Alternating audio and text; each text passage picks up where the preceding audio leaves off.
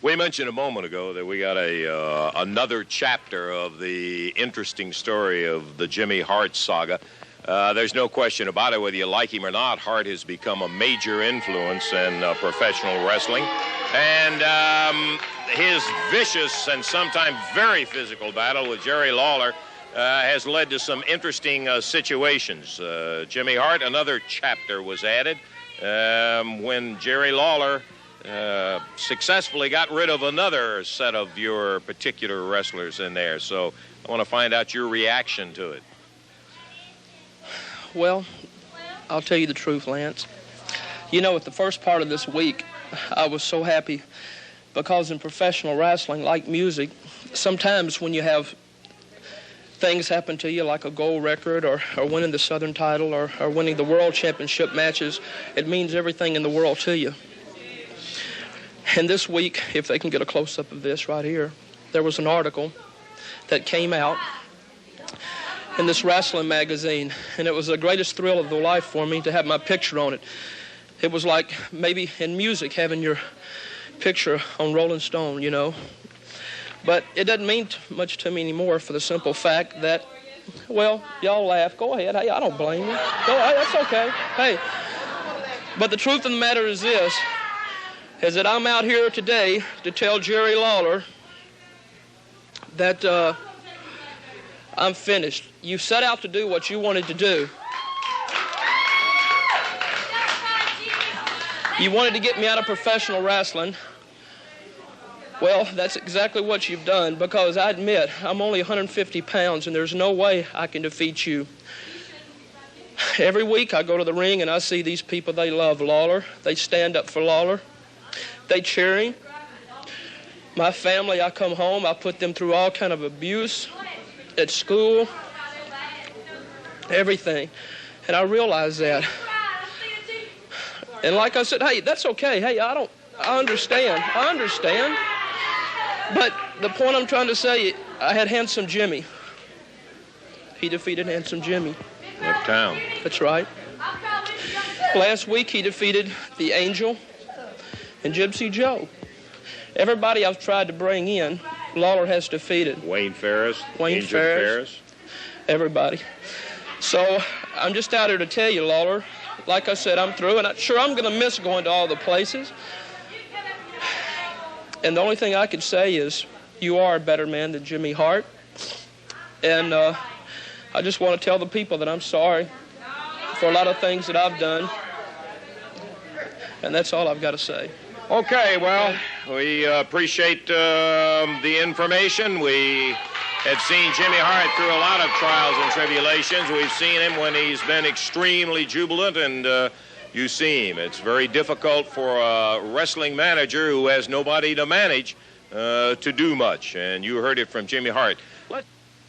You know, as Dave and I were talking about that, it really makes you feel like a fool when you let a guy like Hart get out here, knowing all the time he in the program. As a matter of fact, that very championship wrestling program, it wasn't like 3 or 4 weeks later that he comes back. I think it was 12 minutes. Yeah. A 12-minute retirement. Right on top of it. Yeah, 12-minute retirement for a fact, because he knew he had the Turk and El Toro, and he knew all of the things that he had in his mind for Lawler and all, which occurred a little bit later in the program, because Jerry Lawler and Koko Ware were scheduled to go against, and did, as a matter of fact, go against the Bounty Hunters on it. For you people who didn't see it, you missed it, and we're going to give you an opportunity to say. I want you to see, remembering what Hart said in the interview, watch what happened, as Dave said, about 12, 15 minutes later. Jerry Calhoun about to start the count.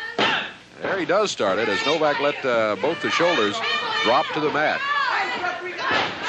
The Bounty Hunters make a tag. Here's Jerry Novak. Koko grabs a headlock as he comes in. Fired into the rope. But with a foot, he puts him on the mat. Down is 1, 2. As Koko's shoulders roll down to the mat by the Bounty Hunter. Whoops. Okay. Yeah. Pulling the tight, so the referee did not allow the count. Koko goes into the rope.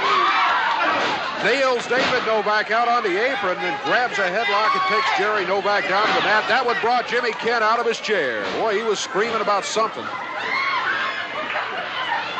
Unhappy at the treatment the bounty hunters were receiving from one Koko Ware.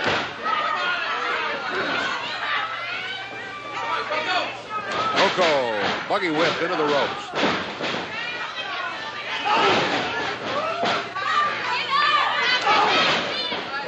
Koko battling, trying to get back up on his feet. He does so. David Novak, the bounty hunter, drives him back down to his knees over the right hand. Koko got his feet out from under him. Heads for the corner. The bounty hunter keeps him away from the tag. Upper arm as Koko is coming off the ropes. Bounty hunter slammed him into the turnbuckle, right in the corner. They make a tag. Koko drives his way over to the corner. And here comes the King back again. Lawler taking on both of them. Their heads meet. I guess they had a meeting of the minds here. You could say that. Going for the leg. Working on the left leg of Jerry Lawler. Right at the knee. Referee Jerry Calhoun trying to push him back before he came down on the leg, but that's a big man to be pushing. They got that knee, they got that leg wrapped around the ropes. 5.5 minutes gone. 5.5 minutes into a one-fall 15-minute time limit match. Jerry Lawler being worked over by the bounty hunters. David Novak in the ring. Lawler reaches back, battled his way out of the corner. Look out. Jerry Novak trying to sneak in from behind. Referee Jerry Calhoun sends him back outside. Lawler makes a tag on Koko. Whoa. Koko flips the bounty hunter right in the center of the ring. And puts a stretch on his neck.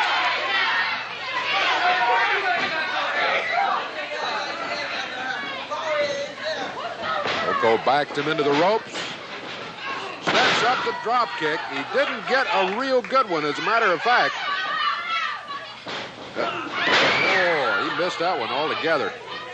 Novak waited for him to go for the drop kick again, and Koko missed it. He's body slammed. He's thrown more than just a body slam. The other bounty hunter in there. 6 minutes, 45 seconds gone.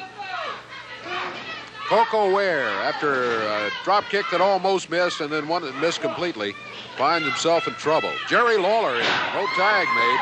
But he nails the bounty hunter for good measure anyway. Bounty hunters make an exchange. They didn't tag. But then neither did the King, so I guess they figure it's even. That's David Novak firing Koko into the rope. Backdrop. And the upper arm as the bounty hunter drops on Koko Ware. Koko still battling. He fired that right hand to the midsection. He knows what he needs to do is get over to the corner, get a tag.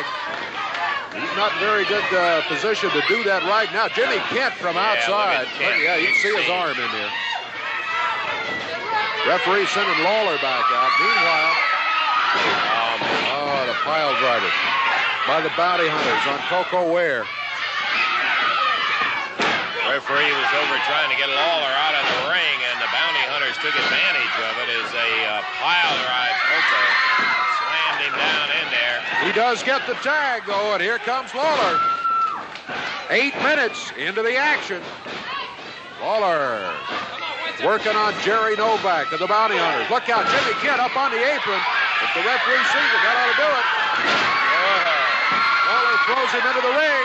Ring the bell, he said. And that is going to be it. Disqualification for interference. Look out! Turk and El Toro jumping in with Jimmy Hart. And there he is, back again, Hart. Oh, he nails Lawler with a knee.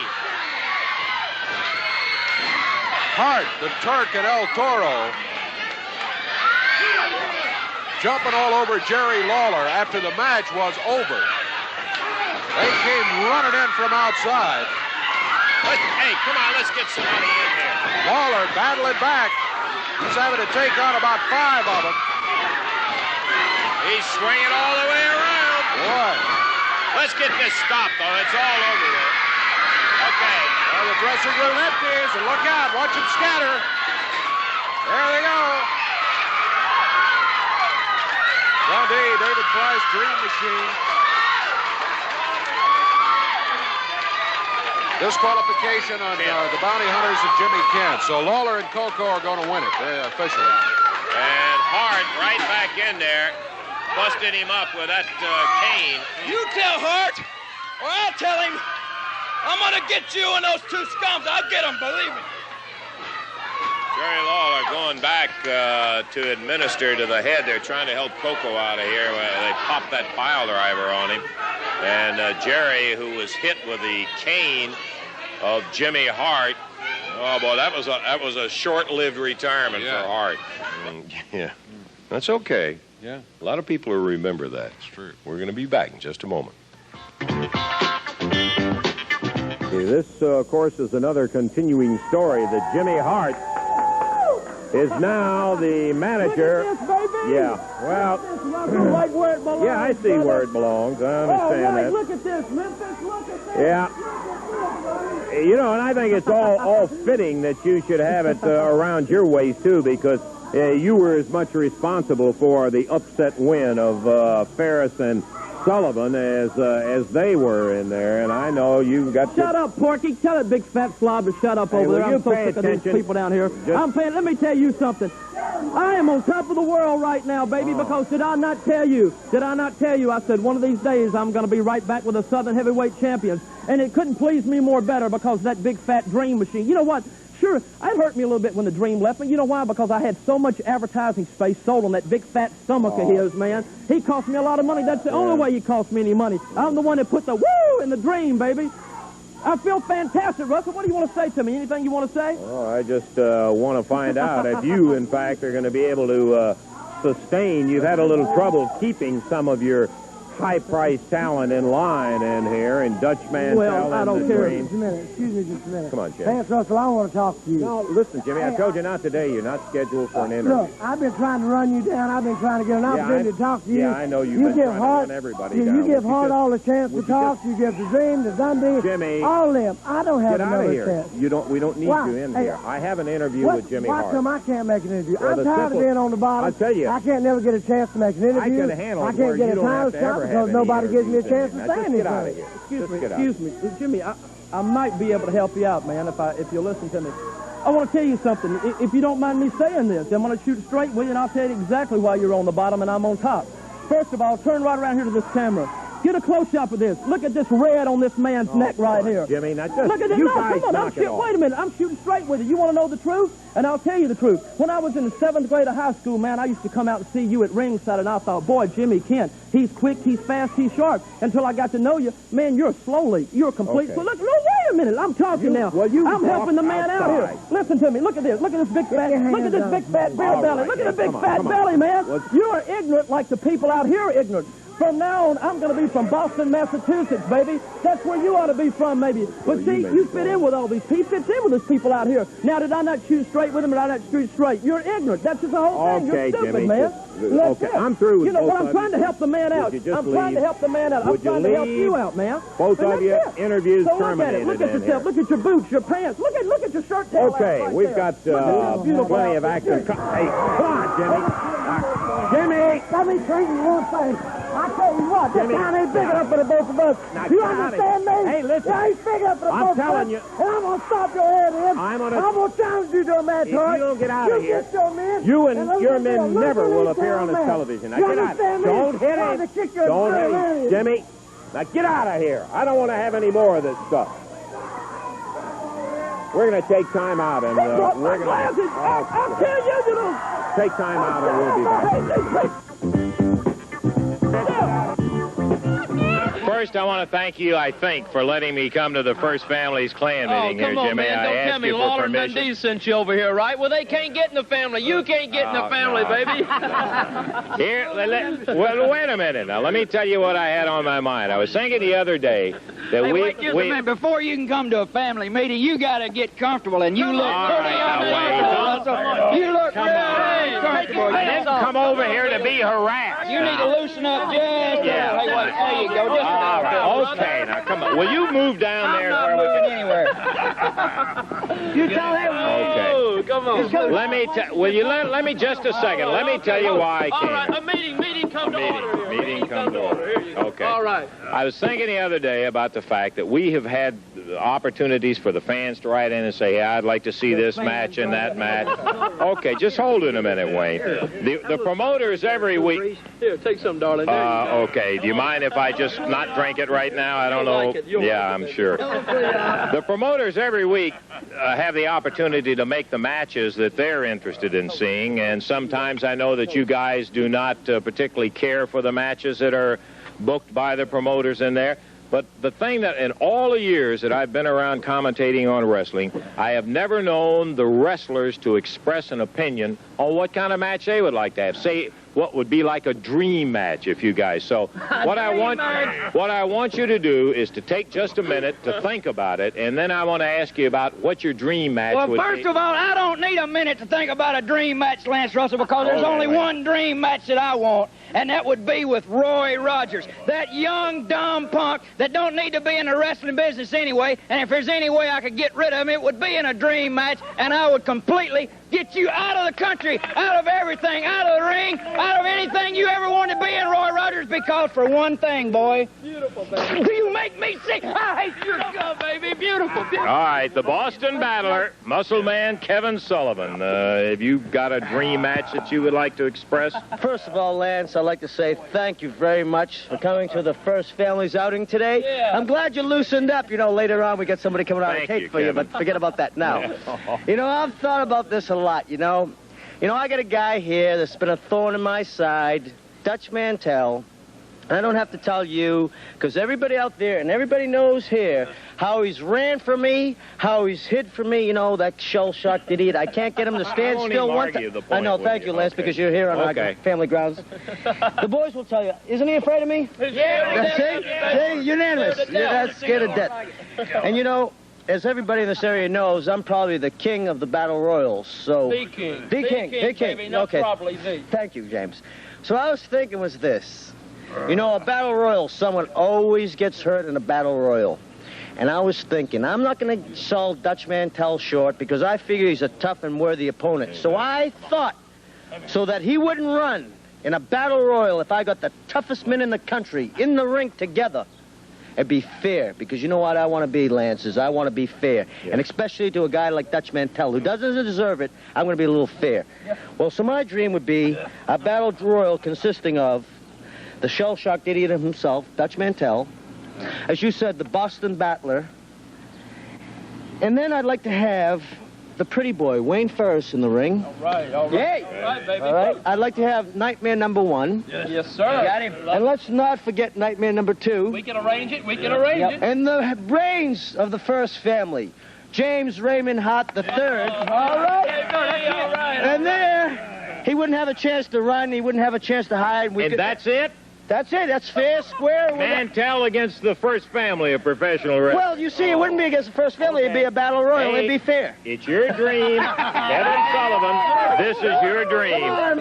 Let's get one of the Nightmare number 1 down here. Let's get him in here and find out from him what his dream match would be. Wait a minute. Let me talk to him. I do the talking. Come here, darling. Come here, baby. Well, here we go with the Jimmy Hart Fabulous Ventriloquism Act. He does all the talking for the Nightmares, and so he is getting the translation. Can you translate for us, James? I'm going to try to. What have we got in this punch here, man? This is great. Let me tell you something.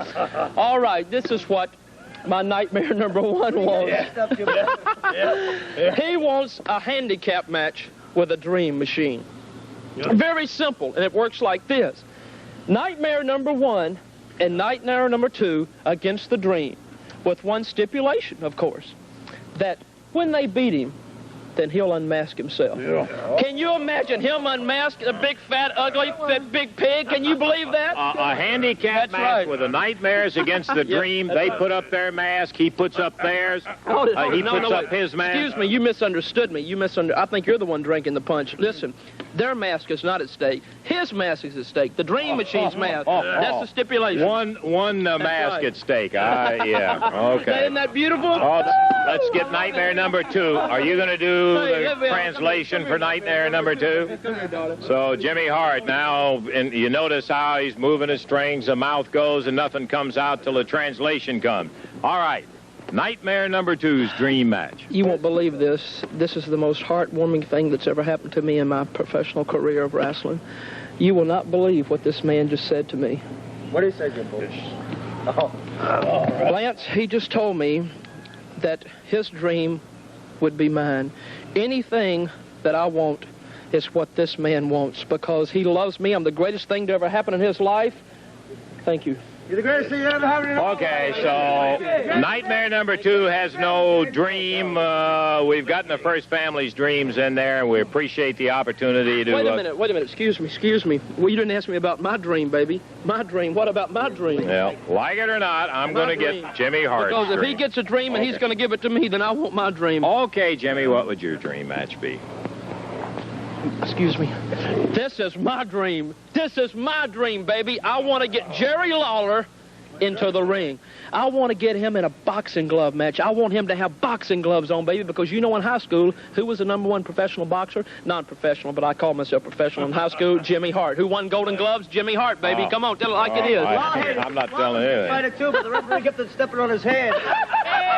Stepping on his hands, did you hear that? Let me tell you, this is mine. I would like to get Jerry Lawler in the ring. He's got boxing gloves. What's in that punch over there? I want to get him in the ring with boxing gloves on, #1. #2, I want 2 special referees, which would, of course, be the Boston Battler. I'll do it, James. I'll do it. And, last but not least, the pretty boy, Wayne Ferris. 2 special referees. You got it, darling. 2 special referees, Lawler in boxing gloves, but I want the Southern Heavyweight Championship belt put up. For this reason, Lance Russell, Jerry Lawler came out here on TV and he told everybody, boy, Jimmy Hart, you've done the greatest thing in the world for me because bringing in the Hulk, and he beat the Hulk. He beat Jack Briscoe, Dory Funk, Terry Funk, Jimmy Valiant, Austin Idol, I can go on. Well, that moved Lawler up in the rankings, right? Well, baby, if he has that match with me, then I'll win the match. And then he'll be down at the bottom again. Look at this, 18-inch arms, Lawler. Look at this, 18-inch, baby. Look at these biceps. Look at this body. Look at it. That's your deal, baby. Lawler, can you take it, baby? Boxing gloves, Southern Heavyweight title shot match, plus, last but not least, my special referees, Sullivan and Ferris, baby. Come on, Lawler. Come on and get it, baby. Boy, that is a dream, I got to tell you. Okay. Your typical fun-loving American family, and so as we say adieu to the first family of professional wrestling, we'll have more on Dreams later on. They are crowned. I have no intention of congratulating this particular champion. We're talking about the new AWA Southern Heavyweight Champion, Jimmy Hart, who took that throne from Jerry the King Lawler. And so we will follow our practice, and here is the new Southern Heavyweight Champ. I say jokingly. It's a laugh. Jokingly, huh? You set the whole Southern Heavyweight thing back 15 years with that farce match that you had in. Well, let me just say something right now, ladies and gentlemen. You're looking at the new Southern Heavyweight Champion. Oh, hey, that's right. You love me, don't you? Well, you know what? I feel so good. You know, in music, I had a gold record, right? Yeah. And now in wrestling, this is the best thing. Look, the cameramen are so asleep, they can't even get a shot of the belt. Here, boys, let me help you out. Look at this jewel, baby.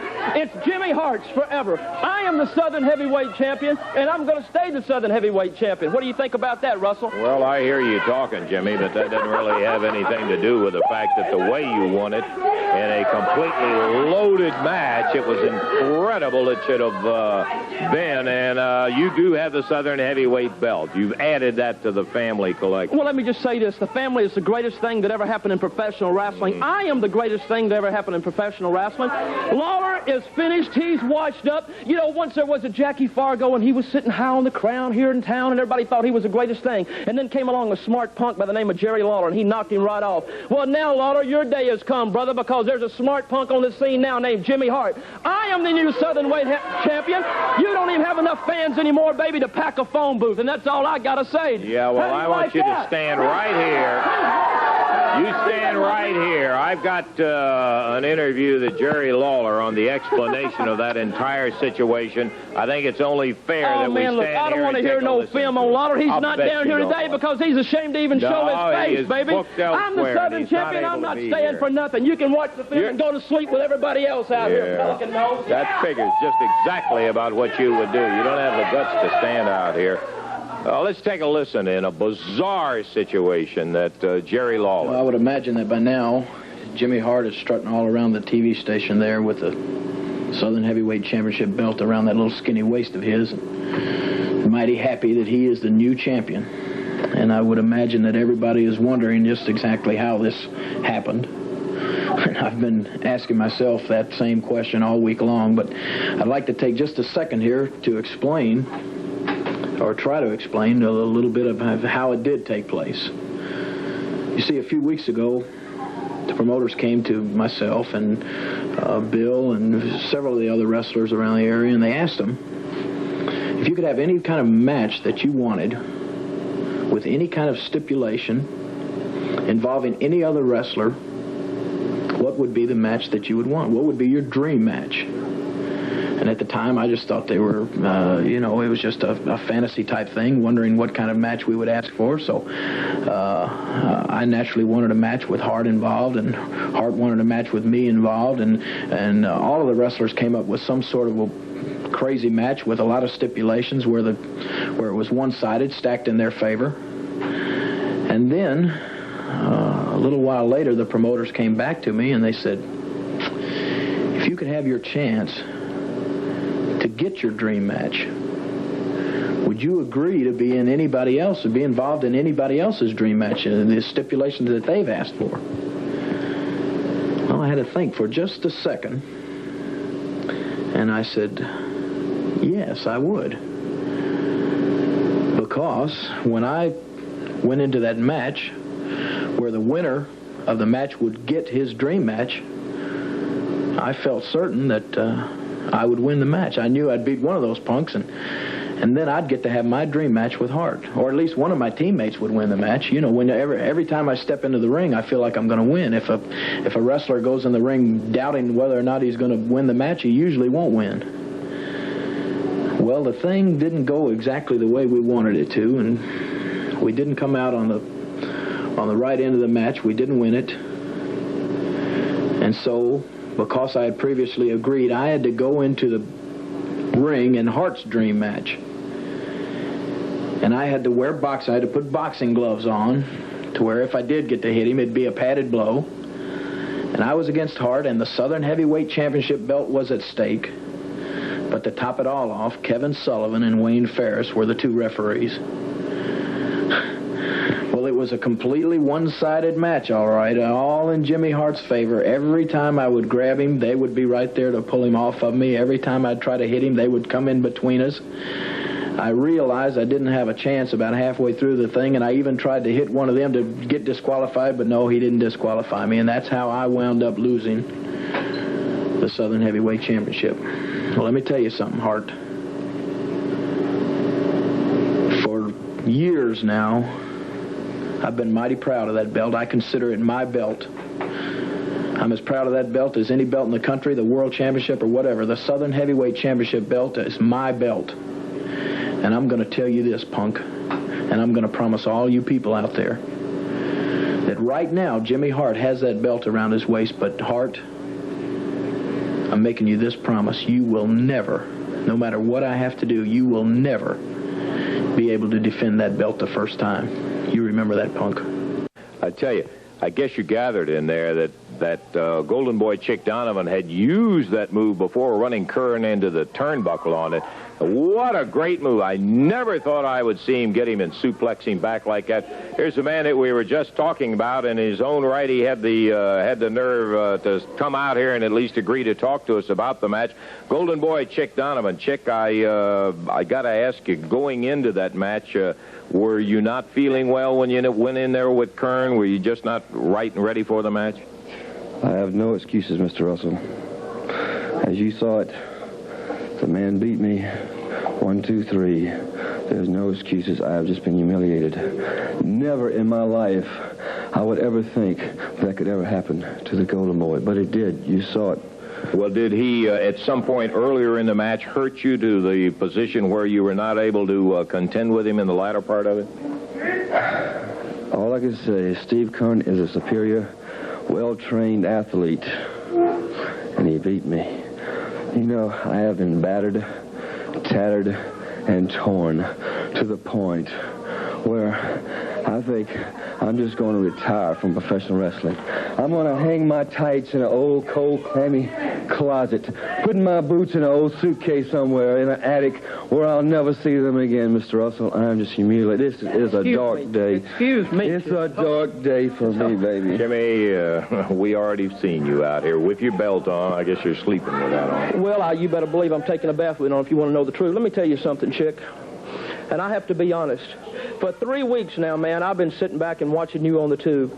I've been watching you out here, and I think you have the best possibility of anybody I've ever seen in my life. I don't know if you know too much about my background or not, but let me tell you something, man. I handled Paul Ellering. I turned him into a champion. Killer Carl Krupp, who was a champion. And, of course, Jerry Lawler, who I'm very disappointed in. He's through. He has been. But let me tell you something, man. You've got $1 million body. You've got a Cadillac, but nobody to drive it. I want to be that driver. But, Jimmy, I'm humiliated. But, man, look at you, though. Chick, listen to me. Look at you, man. Look at you. I'm telling you, you're a champion. You're championship material, man. You're out here with your head hanging between your legs. That makes me sick. All of my life, I've had to fight for everything. Listen to me. Everything I've ever had all my life, man, I've had to fight for. I'm making you an offer right now. You signed with Tojo Yamamoto, that fat little Jap. He's washed up. He's been washed up. He's overweight and out of date and out of shape. I'm here to stay. The family is magic. You can be magic. I can put magic into you, Chip. Let me tell you something right now. You give me a chance. You sign with Jimmy Hart, and I promise you'll be a champion. You'll be a champion. You know, we have a philosophy in the family. You got to have a little rhythm, man. Look at you. You look at the way you're dressed now. Come on, we can do it. Listen at this, baby. But I listen to him. Mom, just listen. I know you listen to him, but don't listen to him. He's washed up. Listen to me. Listen to me. Listen to you. Listen. We are family. Wayne, Kevin, Chick, and Jimmy. Does that sound good? Chick, hey. We are family. Sing it, baby. Kevin, Wayne, Chick, and Jimmy. What do you think, baby? See, it's magic. You can do it. You can do it, baby. He's got it. You are the champion. Come on, we're going to talk. We're going to talk, you has-been. You're trying to kill this guy. Will you get out of here? Now, we've had enough of you.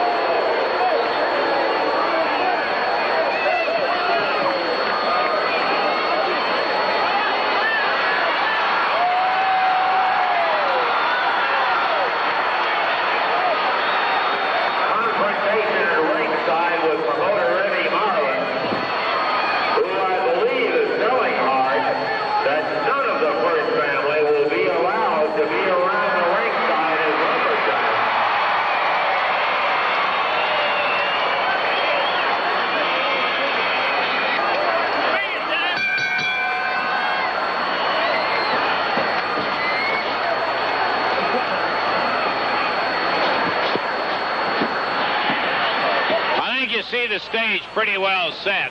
Hart giving Lawler plenty of room. Lawler just laughing at Hart in his boxing movements. Around the ring, the Lumberjacks. Dundee on the far side, closest to you with his back is Steve Kern, his back to you. On the right side, as you look at it, on the floor from Oil Trough, Dutch Mantel. And on this side, closest to our timer's desk, Roy Rogers. Jerry Lawler zinging a big right hand right at Lawler. Hart scooped up some powder and threw it right in Lawler's eyes, holding his jaw where Lawler nailed him. And look at Hart go. He is a wild animal trapped, and he knows it. He's fighting for his life. Chokehold on Lawler. Remember, to the finish. No disqualification. The referee is on the outside of the ring. Steve Kern pulled that sack of powder out as Hart is going after Lawler like a wild man. He double hands Lawler. Lawler still having a hard time getting to his feet. His eyes really bothering him where Hart nailed him with that powder. And Jimmy Hart, street fighting. He is fighting for his life. He goes get some more powder and rubs it in Lawler's eyes. He cannot be disqualified. And I think the crowd is stunned. I know Lawler is.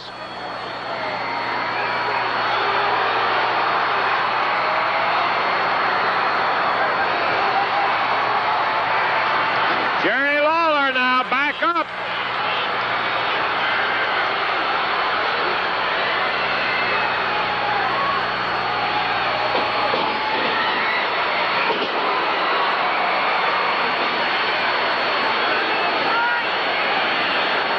The King, clearing his eyes enough to see Hart, drops with that right hand.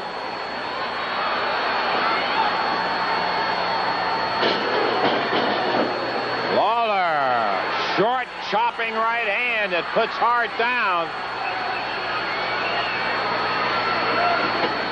Hart, face first on the mat, comes out of his trunks. We could see something shining. Looks like a chain, and he nails Lawler. Hart again nails him. He's got a chain in his hand. He puts Lawler down with that one.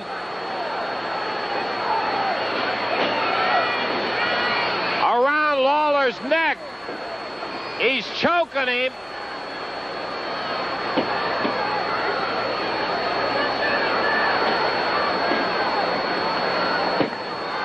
Lawler specifically told the Lumberjacks, do not interfere regardless of what he does. Just don't let him get out of the ring.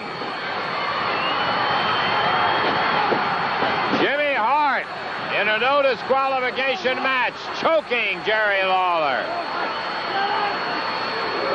Hart, as we said, really battling like a wild animal. Goes at the throat of Lawler with that chain again. Dundee, Rogers, everybody cheering Jerry on, but Hart with that chain has got Lawler in trouble.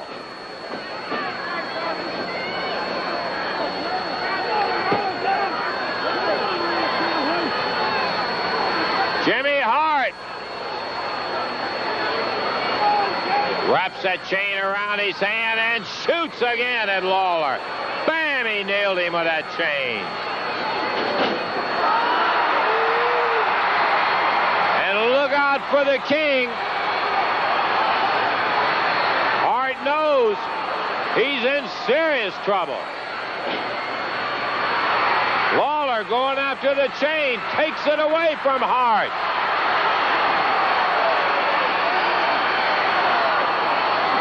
Jimmy Hart, pillar to post now. There's no place to hide, and Lawler nails him.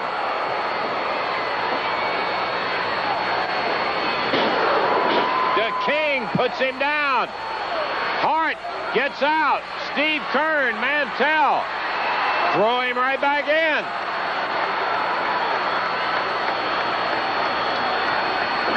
Lawler says, try that way. Dundee grabs him and throws him in. Here he comes after Roy Rogers. Rogers with him. pushes him back under the rope. Hart trying to hang on. He doesn't want Lawler. His advantage gone. Lawler with a chain goes after him. Over the shoulder.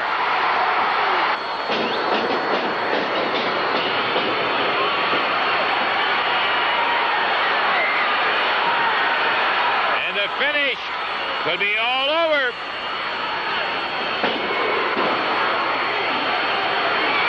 He has really got Hart where he wants him. Mantel blocks him in on that side of the ring. Hart barely able to pull himself up to his knees. Falls back. Lawler pulls him to the center of the ring. This is what the King has been after for a long time. Drops with the elbow on that leg.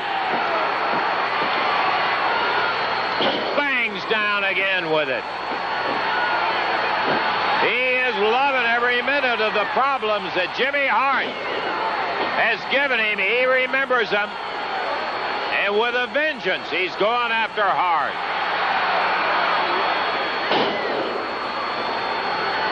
Again, the elbow.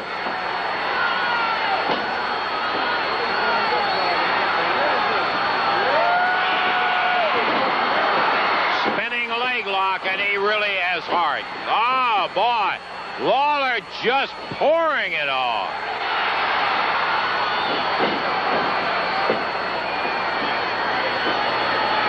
Every bit of that 234 is behind it. All the memories of the problems that he has had is added to it. Jimmy Hart. Referee Jerry Calhoun says he gives it up. It's all over. Lawler is the winner. 7:49. Lawler says, get out of here. You don't belong in here anyhow. And he throws Calhoun out. Jerry Lawler has won the bout in 7:49, but it's not good enough. He spins, Hart screaming. Lawler again with that spinning leg lock.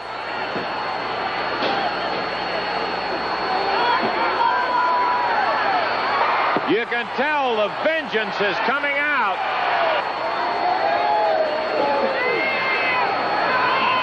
Here comes the first family down. Hart saying, no, no, no, no, watch my leg.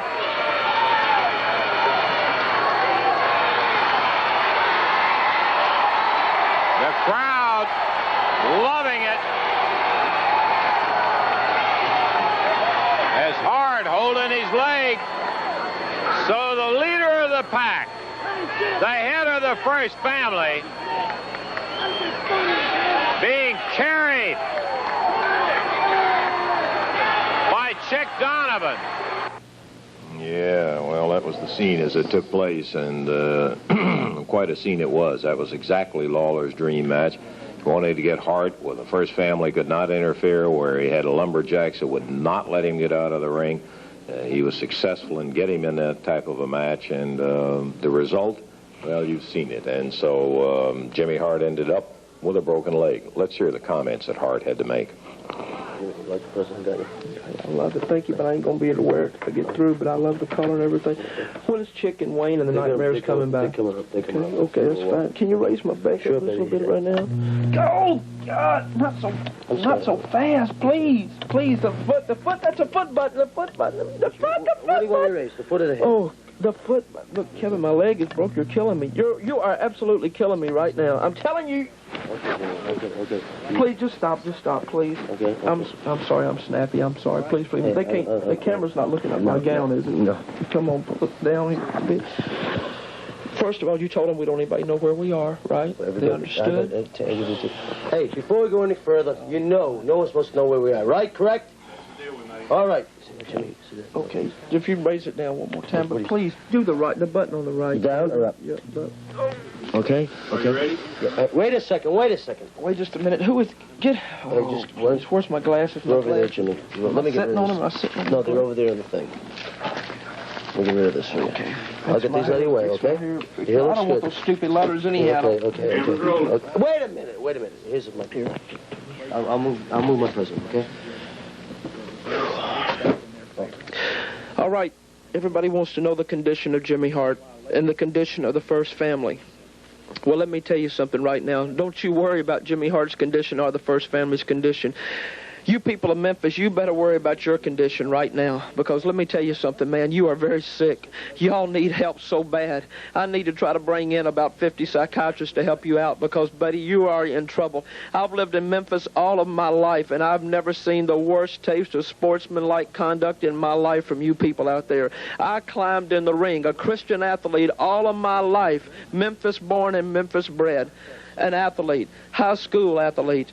I have done everything from Memphis, Tennessee to put it on the map that I could possibly do. Cut million-seller records, everything. Climbed to the top of the ladder in professional wrestling. Have brought you in the best talent that has ever been in this territory. And I crawled in that ring Monday night with Jerry Lawler. And he used a chain on me, and he used salt on me. He used everything humanly imaginable. And you people were laughing and cheering. When he came off that top rope, which is illegal, you people went crazy. If he'd have had a gun, let me tell you something. If he'd have had a gun and blown my head off, these people would have gone crazy, Jimmy, Kevin. if he had an axe and said, let me cut off his head, they would have said yes. You know why? Because it's like I've told you before. All these Southerners, it isn't just Memphis, it's all the Southerners are sick, Jimmy. This is what's wrong with society today. They are sick. This is a real sick society. You could see it on their faces. There's faces that looked exactly like Kern's face, looked like Lawler's face. They're all sick. And, Jimmy, as you know, the only thing sane in this world today is the family.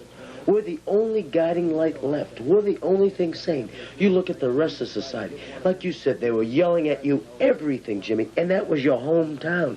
Can you imagine how it is for outsiders? They're just sick. But don't worry, the family will be taken care of. You're still the brains. We all know that.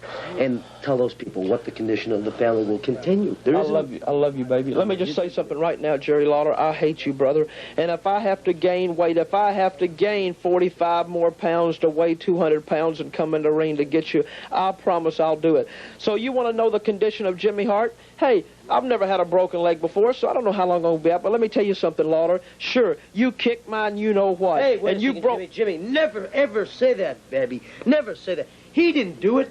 You look at that Kern. What did Kern do? When you were managing the match with Chick, he went down there and snatched you up, picked you up, and drove you on his knee. Oh, he's a big, tough, strong guy. Drove you on his knee. That's when you probably got the fracture. Then, with that great fighting heart that very few people have, you crawled in the ring against Jerry Lawler when he had his 4 henchmen around the ring. And if they want to play back the tape, they can see all 5 of them punching and kicking at that leg, which was probably fractured at the time. And then Jerry Calhoun came in and said, do you want to stop the match? And Jerry Lawler said, let it continue. The promotion was part of this conspiracy. The whole thing was to get rid of the First Family. Because, Jimmy, I felt like a trapped dog trying to get through that fence when I saw what was happening to you. You know what Eddie Mullen came up to me and said? He said, take one step out of here and you're suspended for a year. That was the whole thing, to get rid of the First Family. But let me tell you something, Jerry Lawler and Steve Kern. You listen to me right now. We have a plan. Don't you?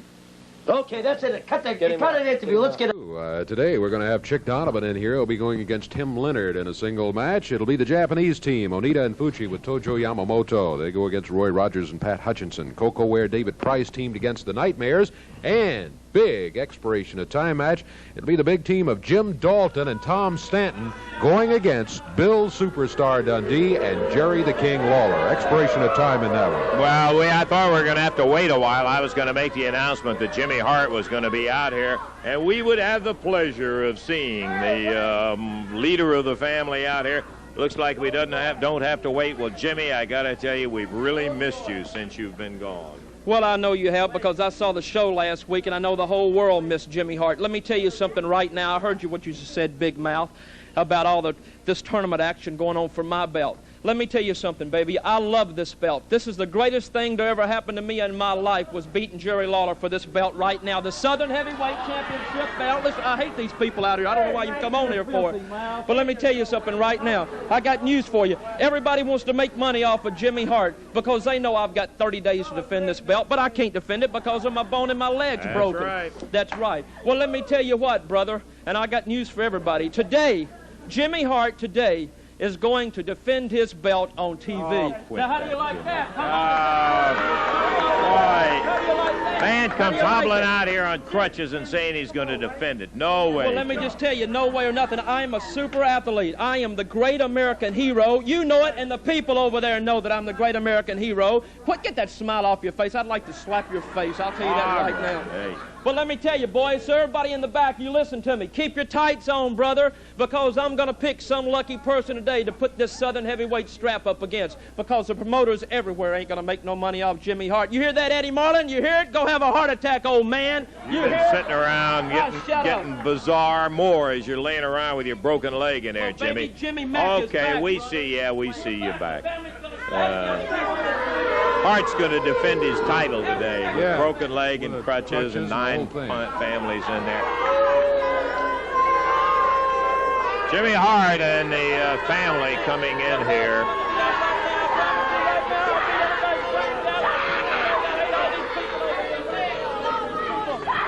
You bringing the entire family out for the Nightmares match or something? Let me tell you what. I'm a man, Lawler. That's more than you'll ever be, brother.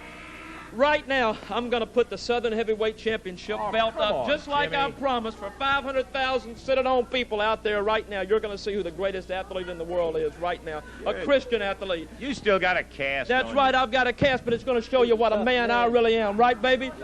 So right now, I'm going to make the announcement. Help me with my robe. Right now, I'm going to make the announcement. Thank you. Look at this belt right here. Look at this body, people. Look at the greatest body to ever hit Memphis, Tennessee. They love me. Don't they love me? Listen at this. Right now, the moment everybody's been waiting for. I am going to put my Southern Heavyweight Championship belt up, the belt that I love, against, in my opinion, one of the greatest athletes in the world, Chick Donovan. Super Chick. Oh, come on, Jimmy. She's going to be the one to face me tonight. You are absolutely out of your mind. It's going to be a tough belt, but I'm going to do it, brother. Right now. The Southern belt is at stake. The Southern belt. Come on. Hey, what is all of this stuff? He comes out here and says he's going to put the Southern belt up against Chick Donovan in there. We've got a match scheduled with the Nightmares going against Koko, Ware, and David Price and Hart. Look at that. They're having to help him into the ring. What is this stuff? He can't wrestle with a cast on his leg. You guys aren't the referee.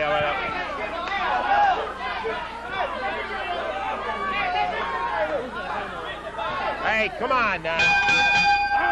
I didn't ring it. Chick Donovan, look, this is a farce. Jimmy Hart, you're making a joke out of the whole thing. He picks Chick Donovan, one of his boys. Isn't that ridiculous? Referee Jerry Calhoun didn't tag him. He didn't count either. No, one of the Nightmare did it. Come on now. He can't do that. Of course not. No way. That's the match not scheduled, not approved. The referee did not signal for the bell to be rung. I didn't ring the bell. You didn't ring the bell, and the referee didn't make the count.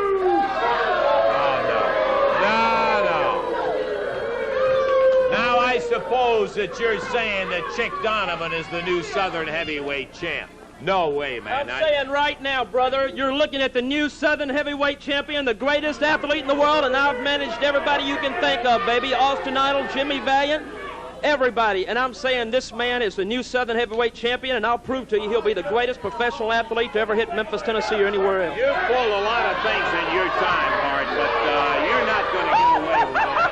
How do you like that, baby? I don't like like it, and nobody else likes it. It's just as wild as that match where you got the title. He can be sassy or he can be nasty, but baby, beat him if you can. You can't give away a title like that. He's got to earn it. Now, come on. Listen, people, I'm going to be the greatest fighting champion Tennessee has ever had.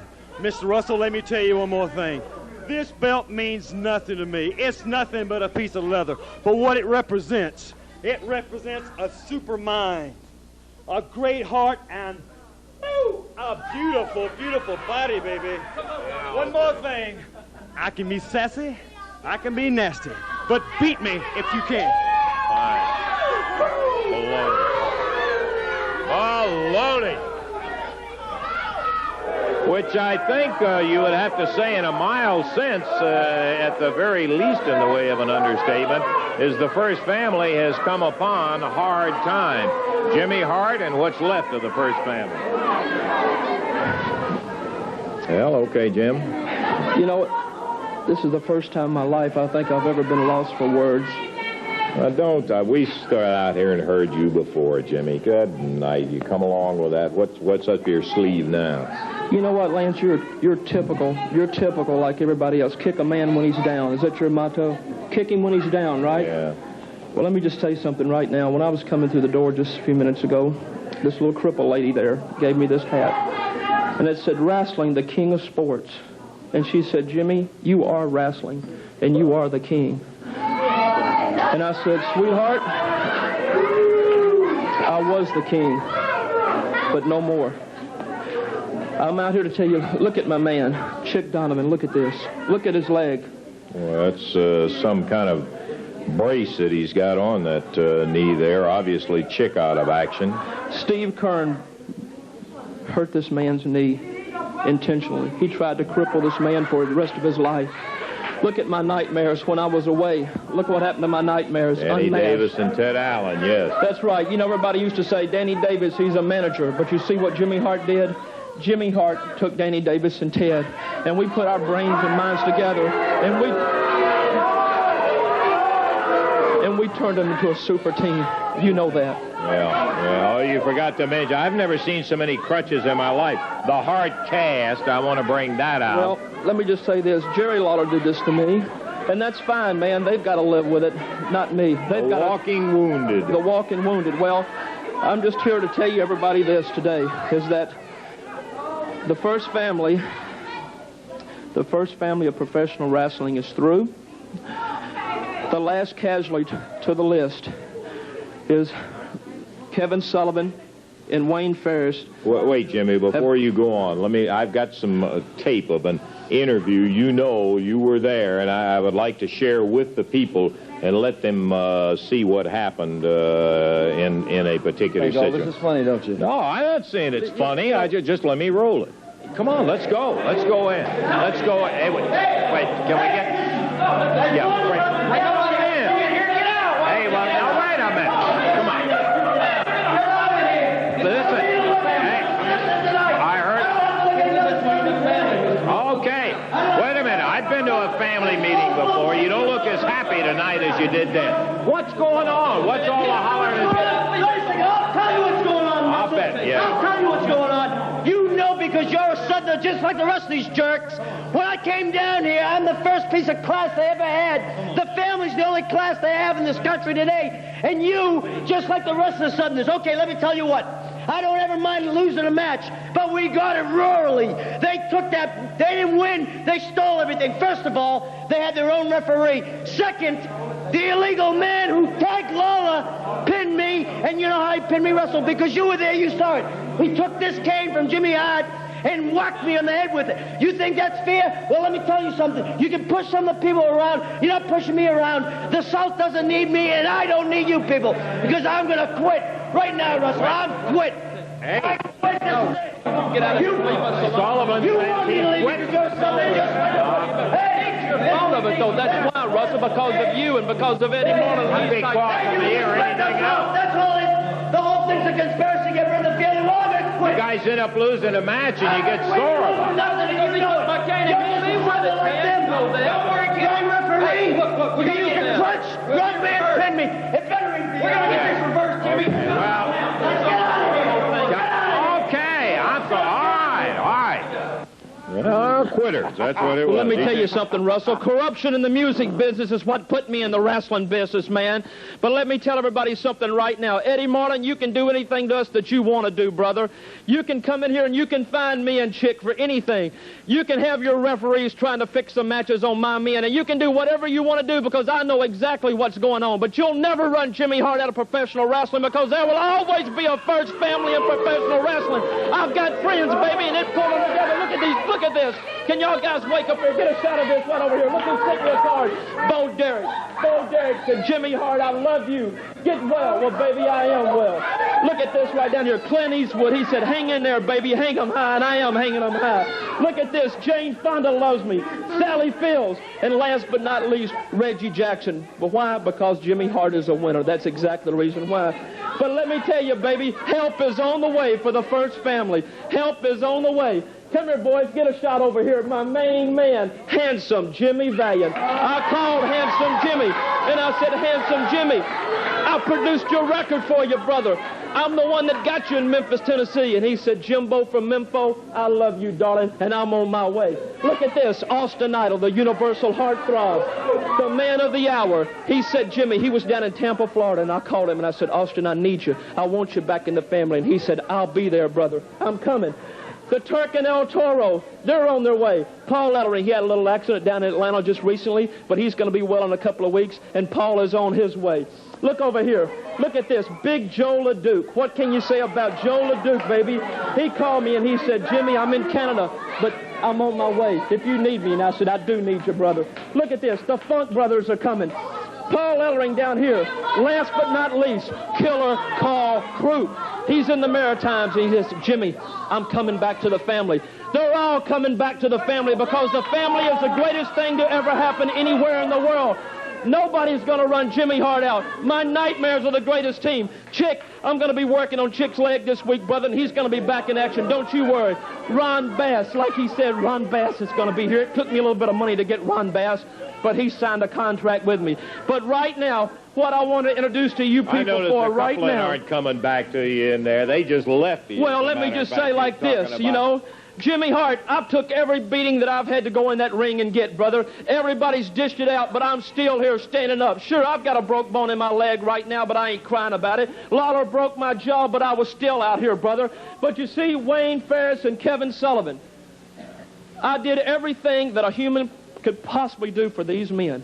But you see, they're quitters. They're losers.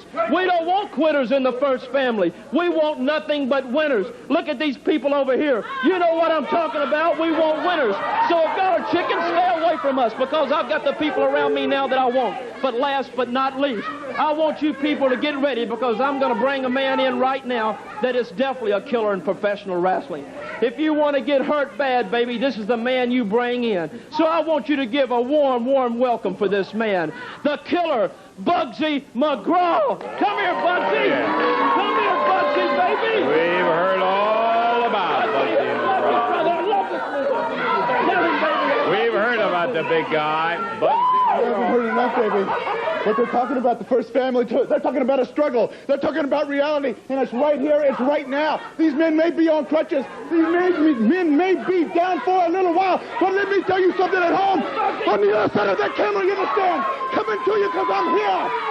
Coming to you because you're sitting there with a can of beer in your hand, sitting beside your fellow lady with curlers in her hair. Your kids running around your apartment, dropping food all over. And you got to step over what the dog left on the floor to turn on the TV to get some me, baby. And you're talking about a struggle. I'll tell you, the best time to struggle is when a man's down.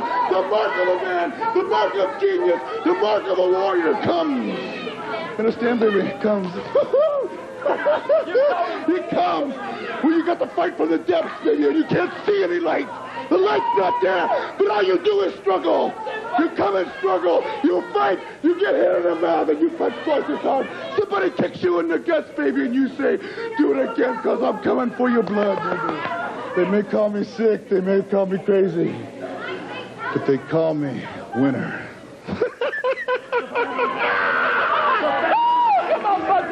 It's life, baby.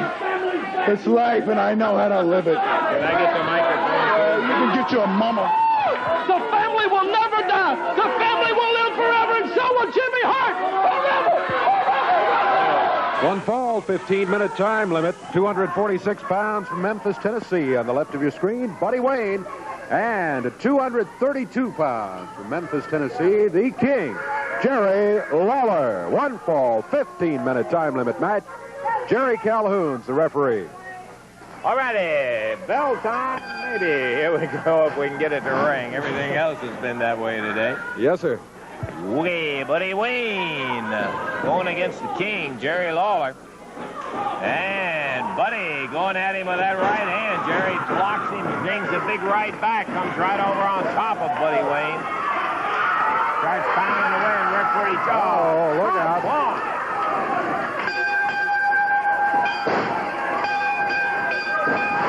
Stop. Well, if we end up with anything left here, Dave, it is a disqualification on this one. Hart, the first family.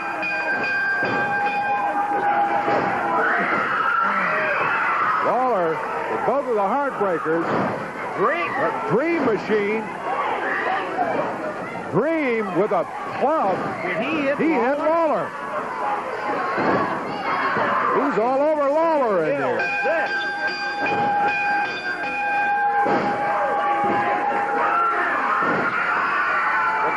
The Dream. Here comes Kern, Mantel, and Dundee. Hey, come on, Jerry.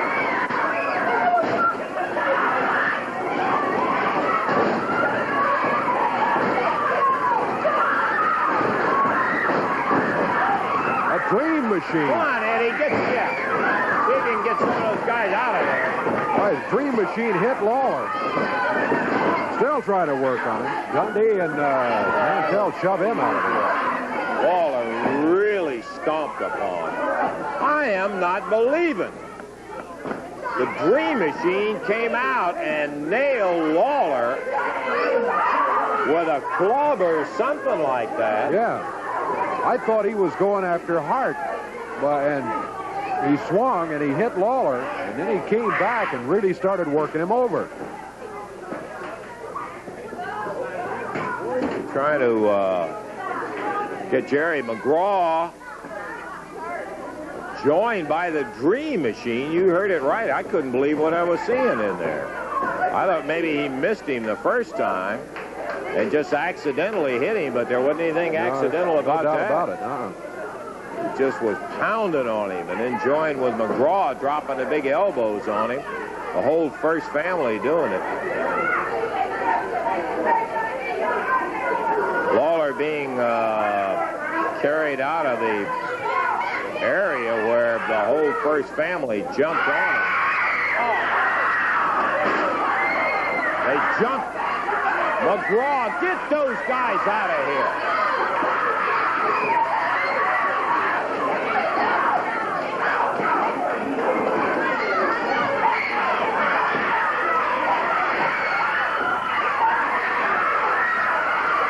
Down on the floor. They're going after Hart underneath the ring. That's the King. They came back in and dumped him off that chair where they had, they were carrying Lawler out on it. The Dream Machine is Hart. That's Bugsy McGraw.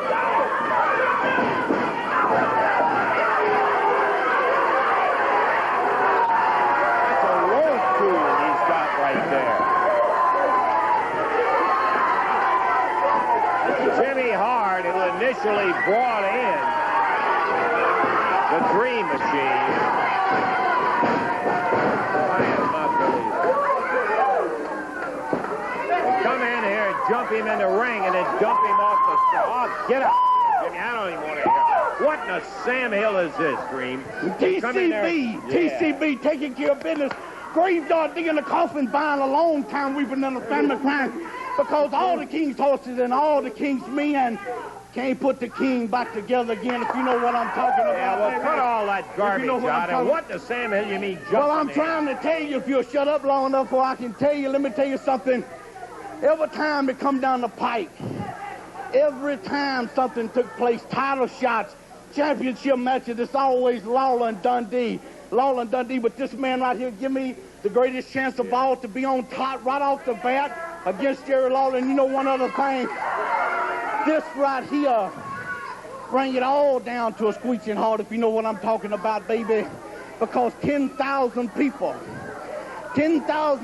watching said, don't take your mask off, Dream. The only thing that I held with value, my mask. Say, don't take it off, baby. Don't take it off. And then who, out of all people, Lance Russell, you tell the Dream Machine who comes out and holds up a towel and says, oh, it's all right, Dream. Go ahead and take it off. Jerry Lawler, shame me one more time. But you know something? All the king's horses and all the king's men can't put the king back together again. Because I am that man that walked that barbed wire fence 32,000 miles barefooted. He still stone case, started lighting with bread, picked up the blue gun. Okay. Big man, we are here to stay, brother, not to play. You know what I'm saying, but it's going to be that graveyard digging a coffin buying a long time we've been, and our family crying. It gets serious, baby. That's it. Because we're family, all my brothers and sisters. I'm telling you, Dream, he'll get you. He'll get you before it's over with. Okay, get out of here. Now, it's going to be time for us to get filled in at the individual request of the head of the first family. What they've all been waiting for, baby. Look, the first family. An update, a report on the family. They love us. Look at this right here, man. Star Magazine, Ladies Diana Family Secrets. They're trying to say I was with Lady Diana. I've never been with that broad in my life, man. I don't even know who she is. I settled the baseball strike. Everything is going great for the first family, man. I got my cast off. Look at this, Russell. I know that. Big Bugsy McGraw, the Dream Machine, my Mike Nares. Hey, Daddy, baby, looking beautiful. Chick, my super assistant right here. What do you want to ask us, brother? I notice he's still on crutches. Don't you worry. That's right, baby. We're on top of the world, baby. We're on top of the world, right, Bugsy Darling? We're rare, and we're there. Come and get us, baby. Over here, Look how pretty I am. Look how pretty I am. Come on now, Lawler. Don't start it. We've been with you. Get him out of here. He's got the whip. He's got the whip now. No. Hey, come on. Hey, come on. Get this stuff out of here. Come on, Jerry.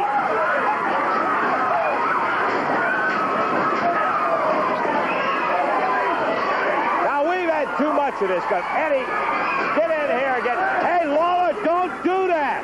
Oh, no. Come on, Jerry. Knock that stuff off now. Lawler, will you quit that stuff now? You're messing up the whole place. Get these guys. Eddie, come on, Jerry. Get out of here with that stuff.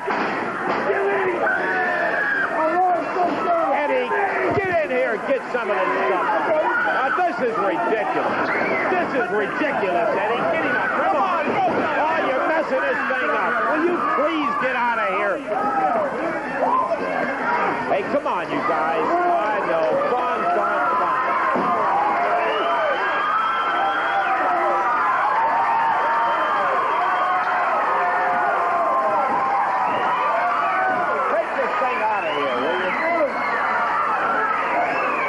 Ridiculous, Eddie. I guess like this, he's going to be suspended. I know everybody's having fun. Okay.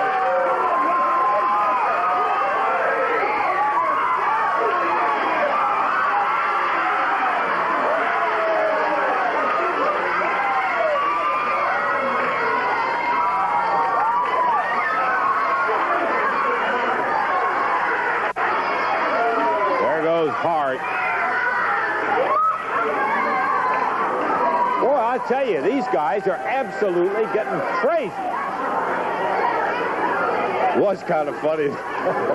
Let's take a break. I'm going to be back in a minute. This one also one fall, 15-minute time limit. Introducing at 212 pounds, Nightmare #1. And on the right of your screen, at 232 pounds from Memphis, Tennessee, the King, Jerry Lawler. One fall, 15-minute time limit. Referee Jerry Calhoun. we go with the second of the first round matches for the vacated TV title, Dave. Lawler's got to be a favorite, although I will say that Nightmare #1, while giving away a little weight, brother, he is some kind of rough. He is indeed. Boy, he has been rough and tough against all opponents. He, along with his partner, Nightmare #2. Oh! Back on the ropes. And the referee is warning him about that. Jerry Lawler complaining about being shoved down, and the Nightmare said, hey.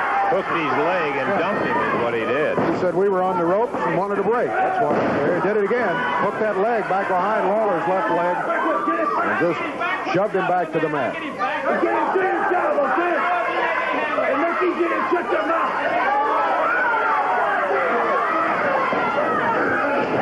Lawler back onto the ropes. And he dumps the Nightmare to the mat a couple of times. And again.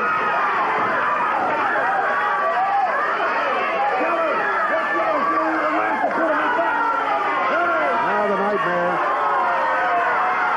complains that Lawler pulled his mask. That's the way he was getting him off his feet.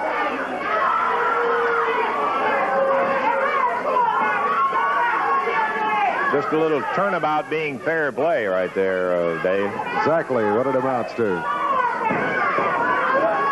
Center of the ring. Lawler fired into the rope. Both of them going. Nightmare set. Presses Lawler to the mat. Count of 1, 2. Lawler really fired him up the air, didn't he? Boy, he sure did.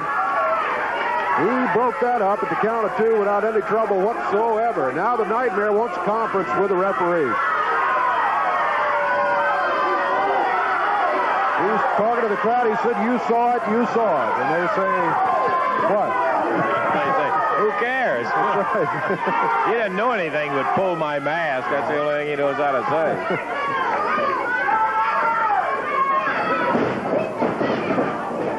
Because the Nightmare being one of the first family, I was just looking at Lawler, and of course this guy is nobody to take lightly, this Nightmare. Lawler really very intense in this bout. Oh, beauty!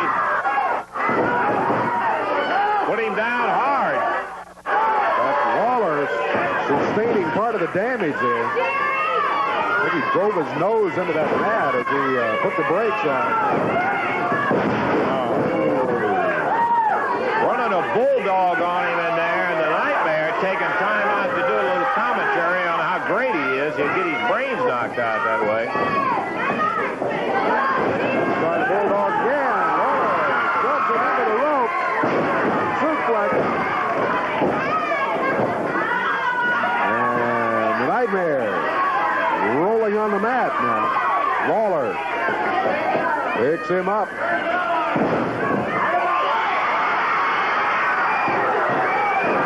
The right hand. Nightmare takes the opportunity to get out of the ring. There he is, down on the floor.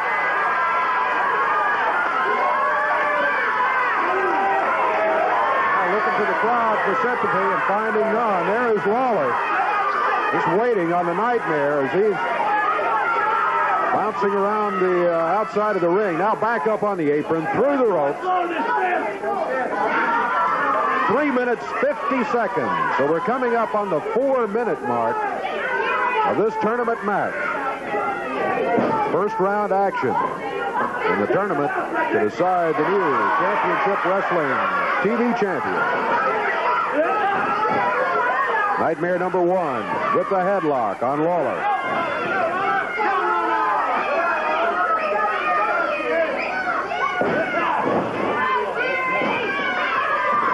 4.5 minutes gone.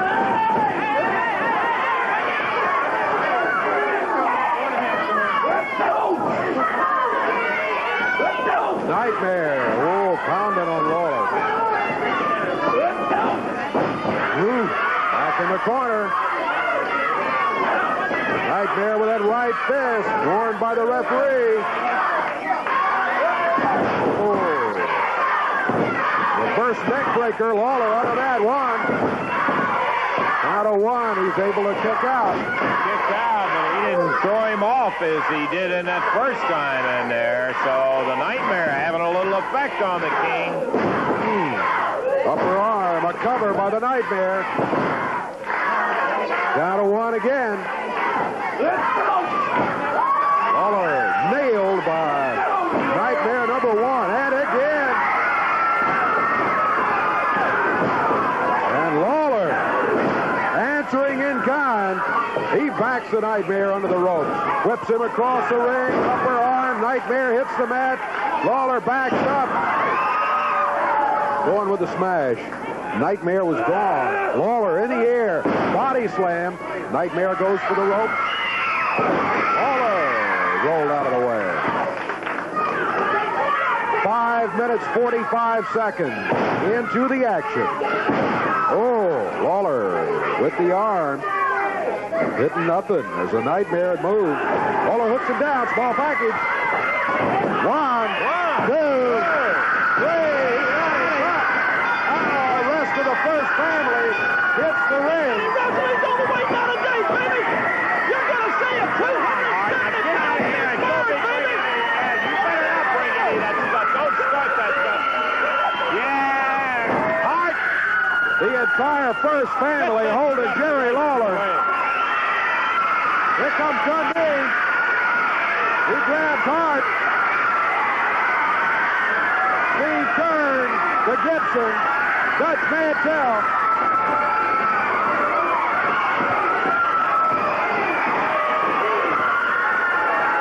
And the first family now gone except for the Dream Machine. Dream Machine still there. Dundee telling the King about the box that Jimmy Hart brought in here. With whatever's in there. Dream bails out of the ring. Lawler out of there after him. Oh.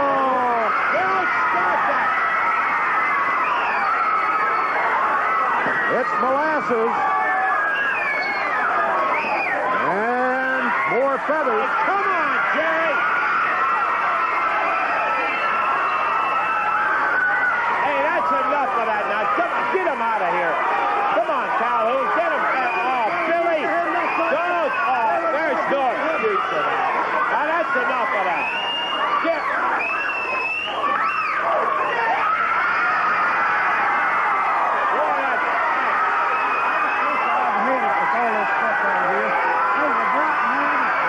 First family is fined $500 for bringing all this junk out here. All I'm done is fined $500 for you. I hope maybe it'll cut out some of this stuff. Come on. Just get out of here, Green. Will you just take your mess and get on out of here?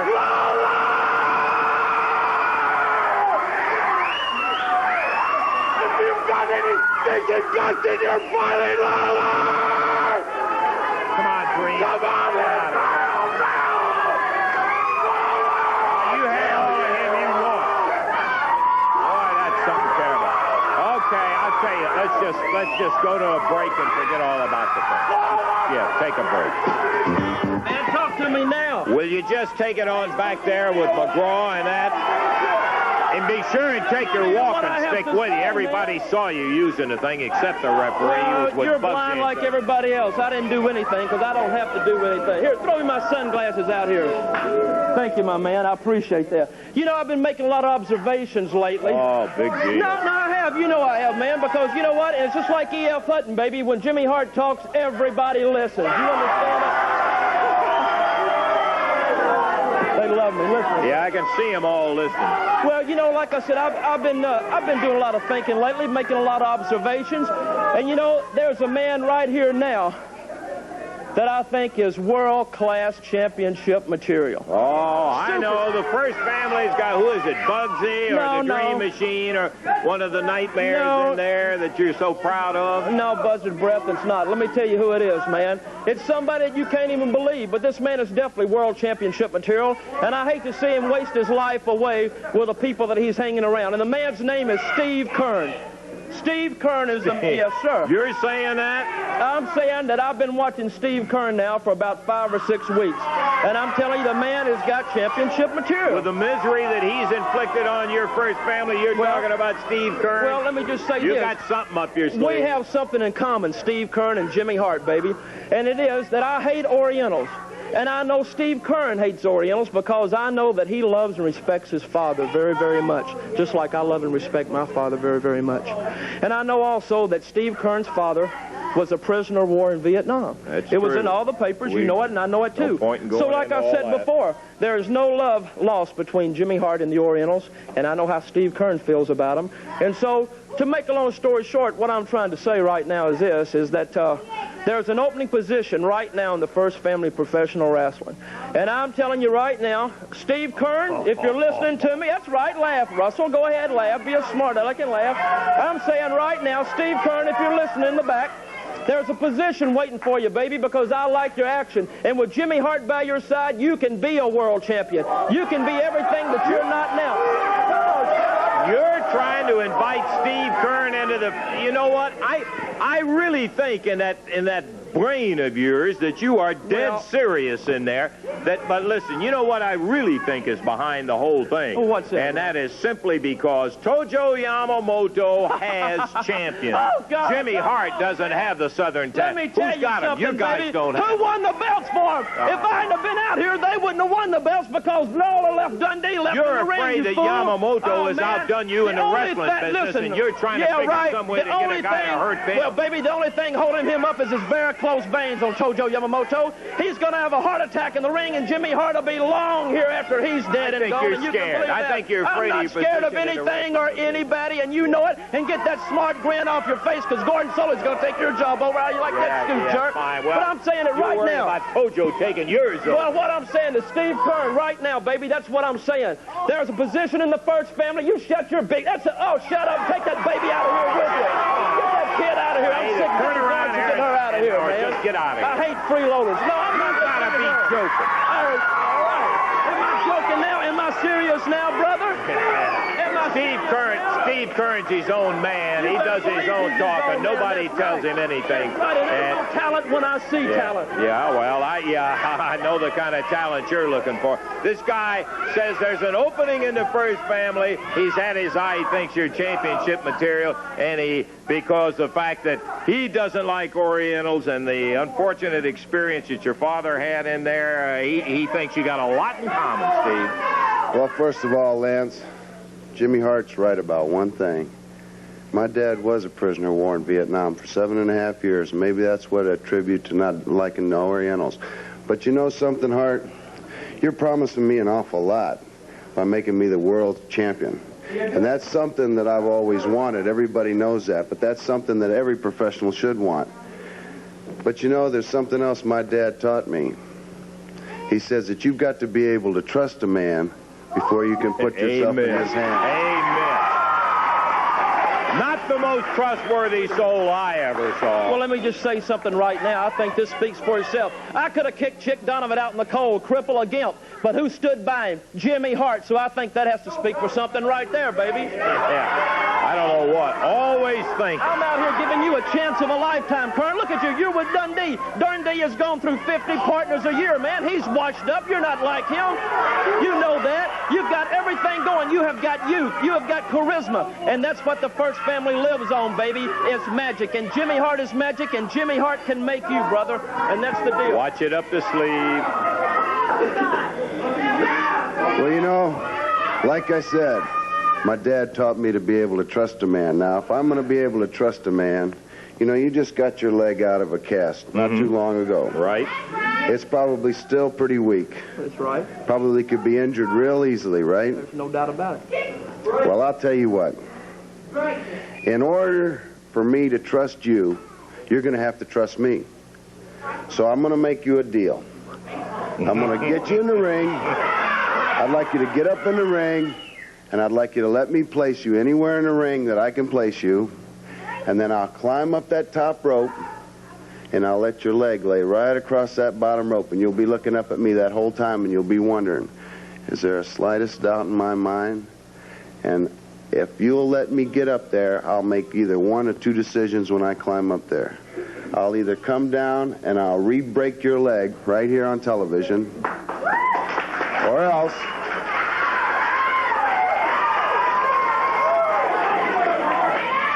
now there's another part of it.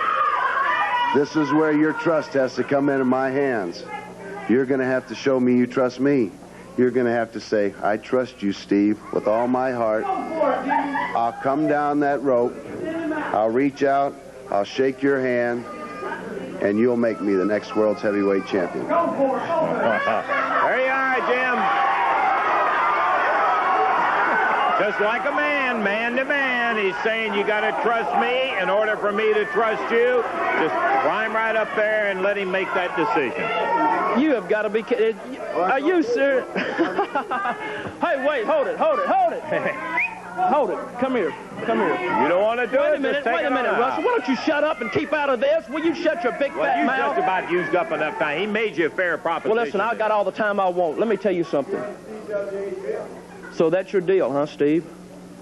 Well, I'm going to let you know where my heart's at because, brother, I believe you are a champion, and I'll do it. I'll get in that ring, and I'll do it.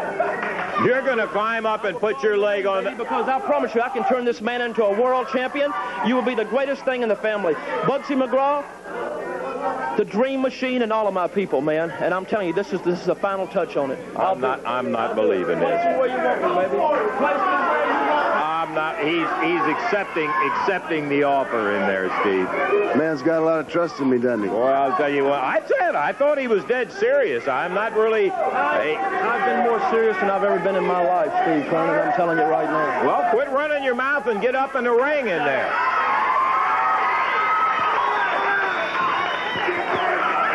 There he is. Wear this jacket either while I'm gone. Jimmy Hart has agreed, as a matter of his indication of trust in Steve Kern, to let Kern climb up on the top rope. He has already made him one of two choices. He's either going to jump off on the leg, Dave, or he's going to come down, take it, and he's going to make himself part of the first family at the hands of Hart. Hart, his leg's still tender. He just got it, what, 2 weeks ago, I think. Yeah. Cast off, yeah. Just got it out of the cast. Kern laying it up on the bottom rope. He's telling Jimmy, just lay back and take it easy, Jimmy. Steve Kern, now satisfied with his replacement. Hart saying, hey, come on now. Remember, you can climb down and become the world heavyweight champion. Steve goes up to the top rope. Decision time as Kern stands up. Hart saying, hold it. Now, wait a minute. He didn't realize how high Kern was going to be up there, whether he flies or walks down those ropes. Kern looks around at the people, and he came off on Hart's leg. Ooh. Comes the Dream Machine and Bugsy McGraw, the Nightmares, Chick Donovan.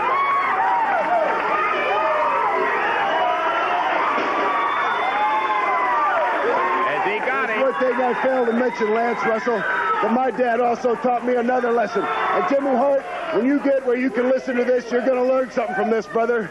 My dad taught me something else. He says no matter how good the offer is, never accept anything from your enemies. Well, there you go. Maybe Hart, who thought he's too smart to learn anything from anybody, has just learned a lesson from Steve Kern, as Kern never said he wasn't going to come off on it. What he said was, you got a choice. I'll either come down. What he said, all right? Yeah, I know. Okay, Bugsy, just take your wounded hero out of here.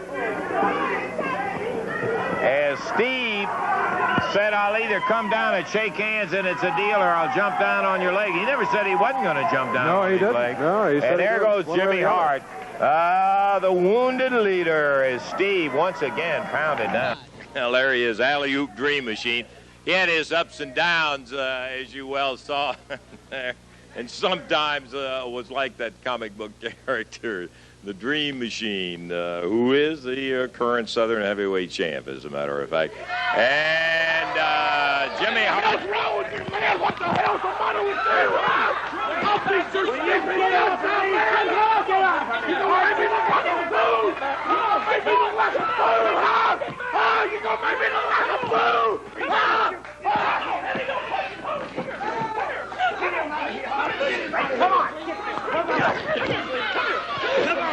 Lawler, you will be turned and feathered! You will be turned and feathered! I'll kill you, Lawler! Nobody makes me look like a cartoon! Jimmy Hart, the Dream Machine, he's fired. $1,000 right here. You'll pay it or you won't wrestle here today and tomorrow and no other time. Okay, Eddie, okay. Lance, I'm sorry. I'm not paying you nothing. Get him out of here, Hart. Just take him out. With you, I'm not paying you nothing. He don't pay it today. I'm not paying you nothing. Idiot. He didn't mean it. I'm sorry. Okay, Eddie, he didn't mean it. Okay, please. Yeah, he did. All right, get out of here. We'll be back.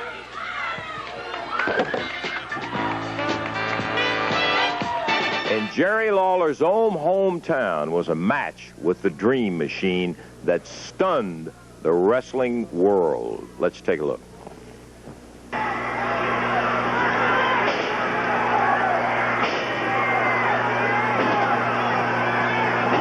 Koko trying to get the Dream to let up with him as he slams his head to the turnbuckle. And Lawler resists.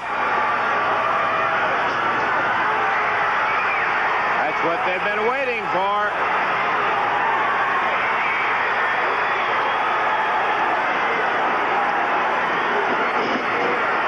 Lawler, big right hand, and another.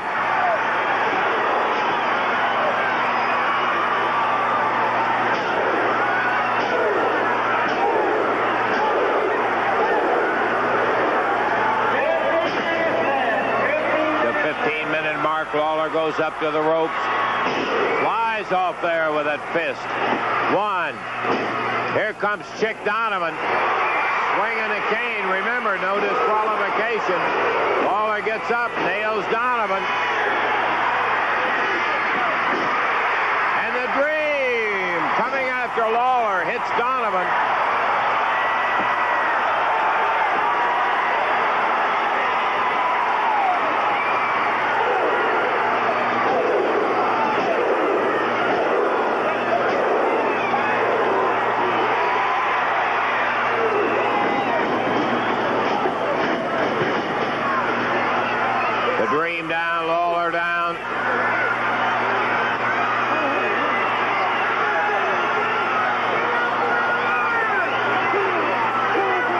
Ware counting both wrestlers down.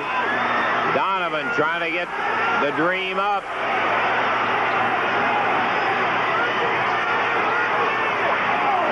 And as Lawler gets up, the Dream nails him. 1, 2, 3, and stunned. Jerry the King Lawler has been defeated. Hard to believe, I'll tell you for a fact in there. And we were sitting right at ringside, heard a lot of accusations about how it happened.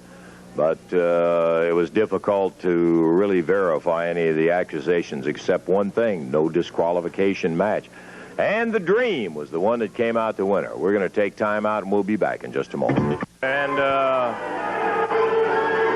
they're ended right now. Okay, Dream, okay. King Forte, hallelujah, glory, glory, glory, the King. Yeah, you got something to say about it, huh? I got nothing to say about it. I want to know what the purpose for all this is. The purpose is today that I am honoring one of the most outstanding men in our sport today. And ladies and gentlemen, I want to present to you right now King Jimmy Hart.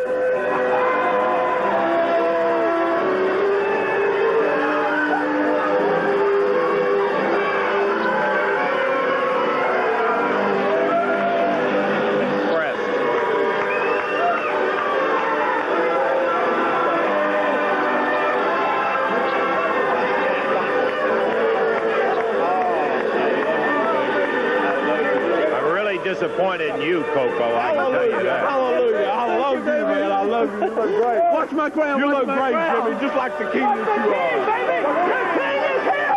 Listen to the people. They know I'm the king of professional wrestling.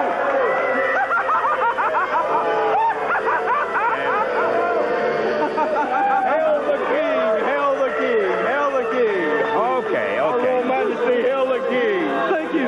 Just Turn that get thing that down thing down a I little can't hardly bit. hear. Just to turn it down just a little bit, Yeah, Russell. fine. Great. Look at him, people. The king of professional wrestling. Listen at him. Listen at him. You know, Lance, let me tell you something right now. Somebody this past week just became a man. Yes, a man in professional wrestling. A man that was kicked out by the people that was supposed to love him. A man that's been abused and misused for a long time. And I want to bring him up right now. Come here, come here. Come here, come here. Somebody hold this film. Come here, man, come here. I want to show the world something to you right now, brother. Look at this man right here.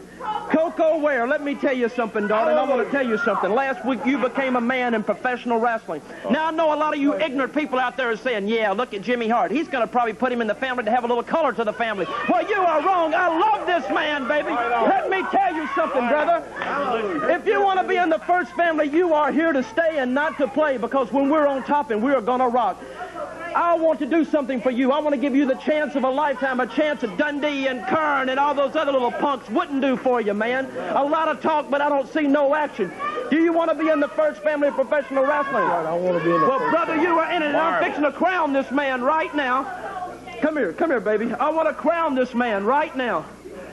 Not Koko Ware, because that name is out of date, baby, but I want to crown you Sweet Brown Sugar, the newest member of the professional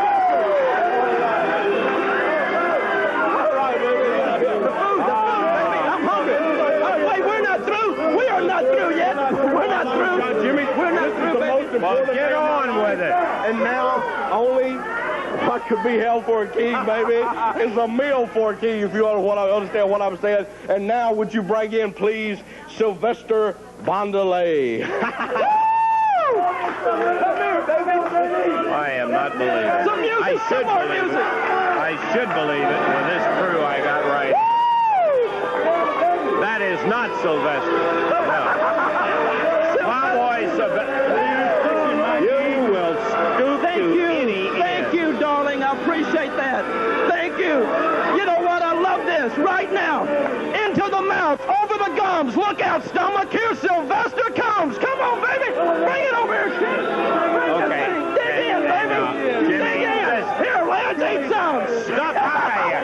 All right, we don't. Hey, let's go to a break. Get out of here. I don't want. Being a handicap match here, as we've already heard from Rick Gibson, his brother Robert is not here.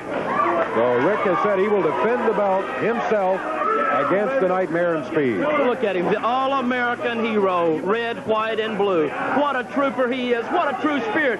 Did he say that his mother was deaf and mute, right? Yes, he did. Well, I'll tell you what we're going to do for him, because you'll never be able to talk to him again, you punk, because I'll tell you what, boys, hey, I want you to break his fingers where he can't talk to his mother. You understand me?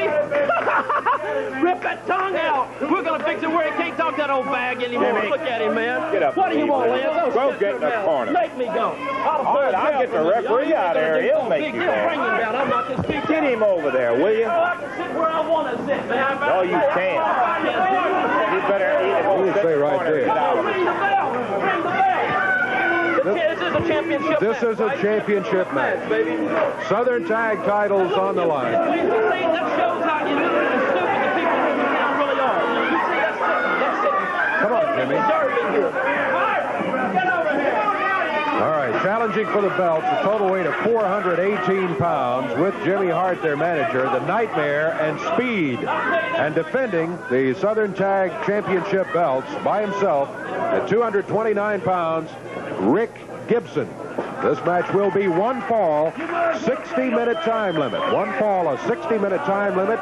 If the match is still continuing when we have to leave the air, we'll continue taping and show you the result of it next week. But 1 hour, the overall time limit on this one fall championship match. Jerry Calhoun, the referee.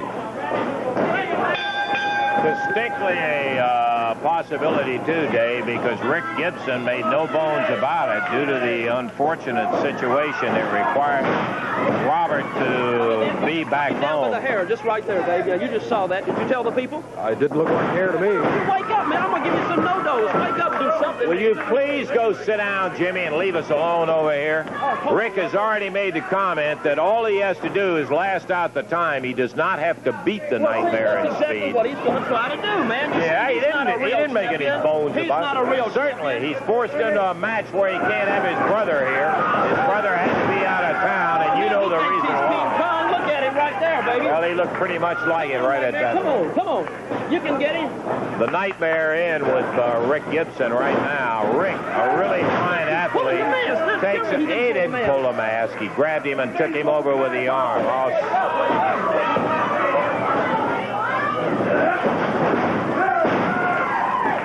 Nightmare banged down as Rick Gibson hanging in there tough with him, too. Of course, this is in the early stages of the match. And, of course, the advantage is going to be with the team of the Nightmare and Speed as they will be able to tag in and out. Rick is going to have to stay in there the entire time.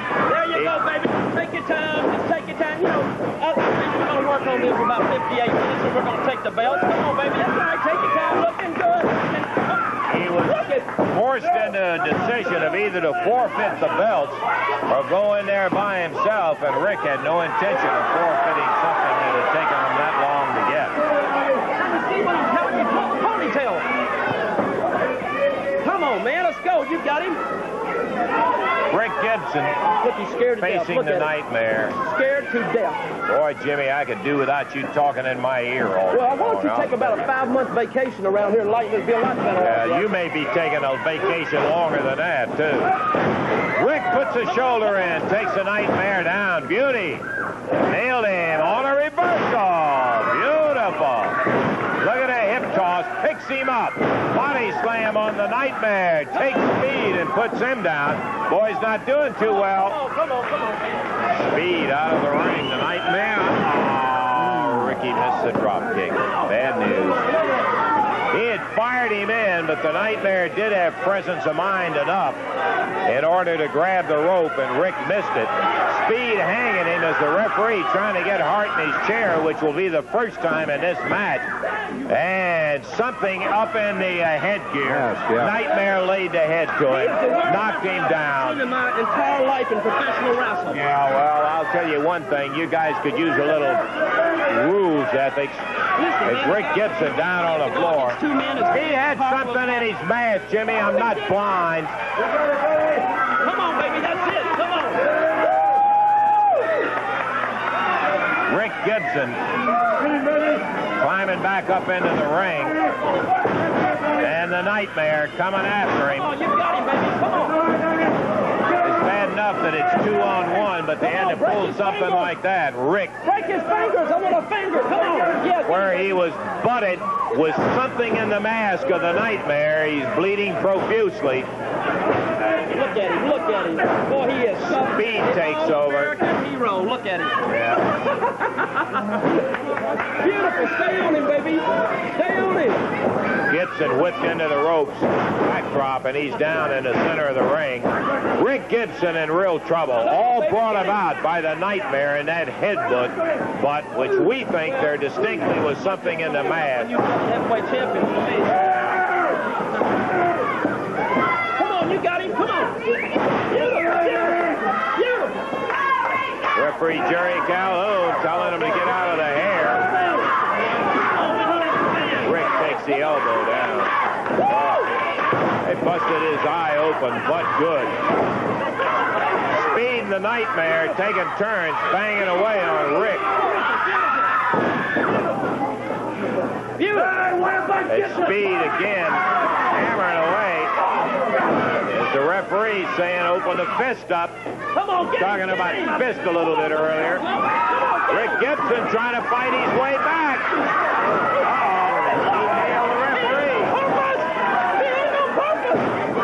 Referee Jerry Calhoun knocked down, and get away from there, Jimmy. Get out of here.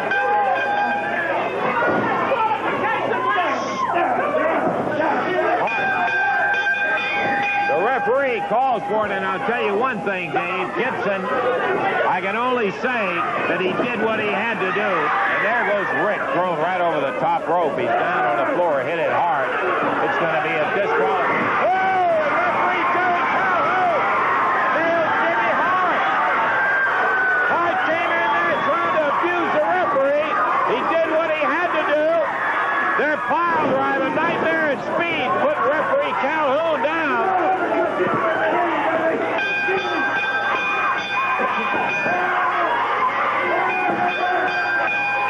Jimmy Hart, of course, taking advantage after somebody else hurt the referee, as he always does. I'll tell you what, even though it's after the match, if I had anything to do with it, he'd get a fine and a suspension.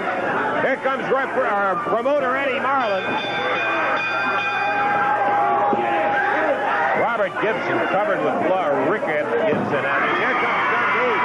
Here comes Steve Kern, Roy Rogers, and there go the Nightmare and Speed out of here along with Hart.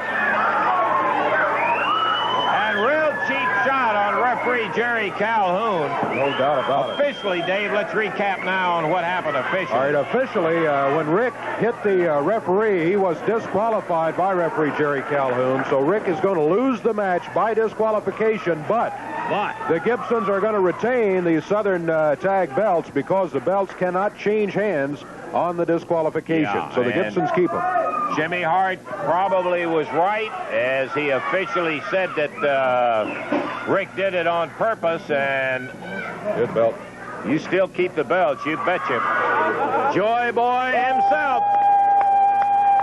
Listen to the people, they love the first family all the way. Look like Bozo the Clown with that tie on. You know, this tie's like the Gibson sisters, man. You know, they make me sick. I am so sick. I'm sitting back here in the back, and I said, you better come out here and liven this thing up, man, because they're putting me to sleep back there. I had to take no dose.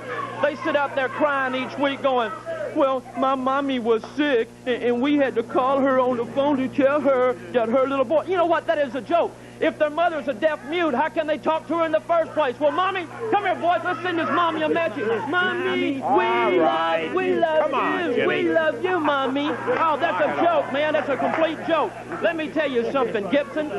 You're telling us one thing, and you know what it is? You're telling us that your mother means more to you than those belts. Does your mother mean more to you than those belts, man? What about you, baby? How about you, man? That's right, the belts are number one, you idiot. But let me tell you something. The Gibsons, who cares? We're going to beat your brains out every time we see you punks. But you know what I want to talk about? I want to thank you, Russell.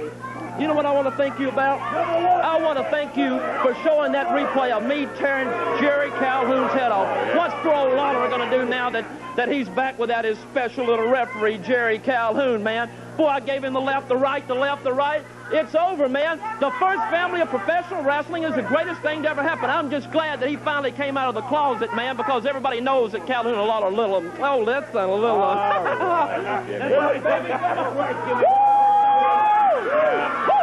I know that you were waiting around and there's something. Mr. Russell, come on, give us a break. I want you to fix me a match again with this punk and this midget Bill Dundee. My boys humiliate me by losing the match with these punks and Bill Dundee. Oh, we can't have another match now. Don't come out. Please, you take me. You can fix the match up for me. I understand. You got $300 for the match, but we can't have the $300. Tojo, is that all the money you got, man? That's a joke. $300. You can't even get the Tupelo, Mississippi on $300 anymore. No? Shut your mouth. You understand? Oh, look at that. Come on, man. Cut it. What do you want to talk about? You humiliate these guys. Look at these. These are great Japanese wrestlers, man. Y'all guys need to be with the first family. I told you that when you first got here. Man, you're overweight, out of shape, and out of date, man. You're a fool for coming out here. I'm the number one manager. You understand? Why am I number 4 then if you're number 1? You're number 10 manager. I'm number 4 in the world. Number 4. I'm number 1. Oh, you ain't nothing, man. You're fat. Hey, come on, Kojo. All right, let's get out. Just get that stuff out of here. Oh, hit my collarbone. I'll kill you over there. All right. You're going to have a heart attack. You'll have a heart attack and die. Both of you. Oh, look, you're going to put me on. I know. Just take it on. Take it on out of here. Now, listen. Hey, come on, you guys. Now, just get on out of here. And Kojo, you can get... You fix me up with the match. Hey, listen, go back and talk to Eddie Marlin. He's the one you talk to about a match. Don't stand out here talking to me and come out here and busting people in the middle of the show. You want to get a match, you go. We're standing here at least with one half of the challenge in. I've got the money over here. Tojo's $300. Referee Paul Morton is there, Roy Rogers, Bill Dundee, and we're waiting now on Anita and Fucci. Yamamoto coming out without. Tojo, it's time for the challenge match out here now. Russell, look like somebody being kidnapped my boys. I telephoned my apartment. I telephoned the motel. I don't see their car. I don't see the car no place. I tell you what, conspiracy is going on. Yeah, you mean they kidnapped your boys. Is that what you're trying to tell me? That's right. Yeah. I don't care how it is. Last week you made the deal with Eddie Marlin. Your 300, which we have right here, goes in the challenge match where Onita and Fucci have to beat Dundee and Rogers. And if they don't show, you better think again. They don't show, you lose the money anyhow. No. I wrestle. No. Yeah. You remember a couple of weeks ago? Same thing. You said they weren't here, and all of a sudden they come jump in there on your match. No. I wrestle. No, sir. The match is scheduled with Onita and Fucci. They got to beat Dundee and Rogers, and if they don't do it, you lose the money. No, sir. No, Mr. Wrestler. No way. Here's the money, Paul. I wrestle. No, you're not going to wrestle. You pull that on us one time. You better get them out here right now if you're going to have any of this money left, or at least have a chance for it. Well, I told you already. No. Paul, okay. Yep. We'll ring the bell. That's what the deal was. It was made. There's no fool like an old fool, you old man. Guess who has just signed Anita and Masafuji up, fat boy? Jimmy Hart. And they're in Las Vegas, you old heart attack victim. How do you like that, buzzard breath? Okay, come on. Hey, come on.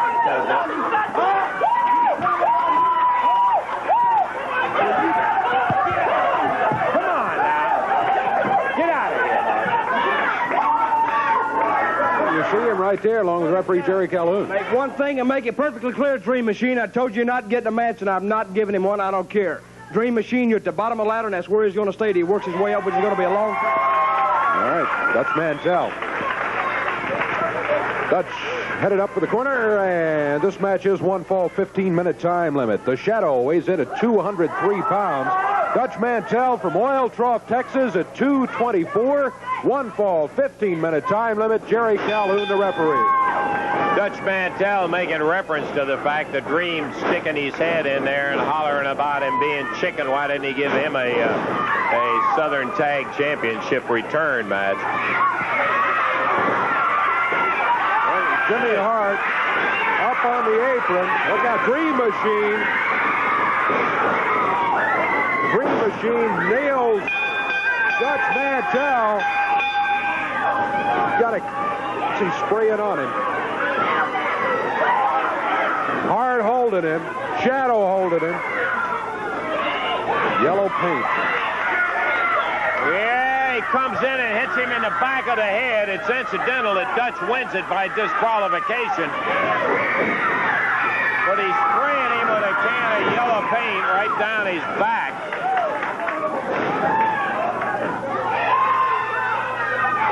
Here is Jimmy Hart with the former holder of the AWA Southern Heavyweight Belt, the Dream Machine. Don't you start talking, because I'm going to tell you something, Dutch Mantel. I want all of you people out there to be proud of your champion, Dutch Mantel. But the way you got that belt, boy, you didn't have enough guts. You know, when I went down there, I was burning up with fever, 102 fever, and he tried to get me. Jimmy Hart, my manager, tried to get me. He says, Dream Machine, don't you go down there to face him because you're not able out there. But I'm going because the man that I am, with the power that I have in my body, and I went down there to get in that ring to face him eyeball to eyeball. And what did you do, Dutch Mantel? You did not have enough brass on your face to come out where the rats are supposed to come out. You had to run around the building and come in the front door. Now, why did you have to do that? Because I'll tell you why, boy. Because you're gutless and you're chicken, and you know there's no way, come rain, sleet, hell, or snow, that you can beat me, because I did it all, brother. There's nothing in the world that I want to do, no place I want to go, and no place that I'm going back to. You understand what I'm saying? Because I don't care. But Dutch Mantel, you're going to pay, baby. I'm going to be in your coffee. I'm going to be in your eggs and bacon. I'm going to be in your pancakes.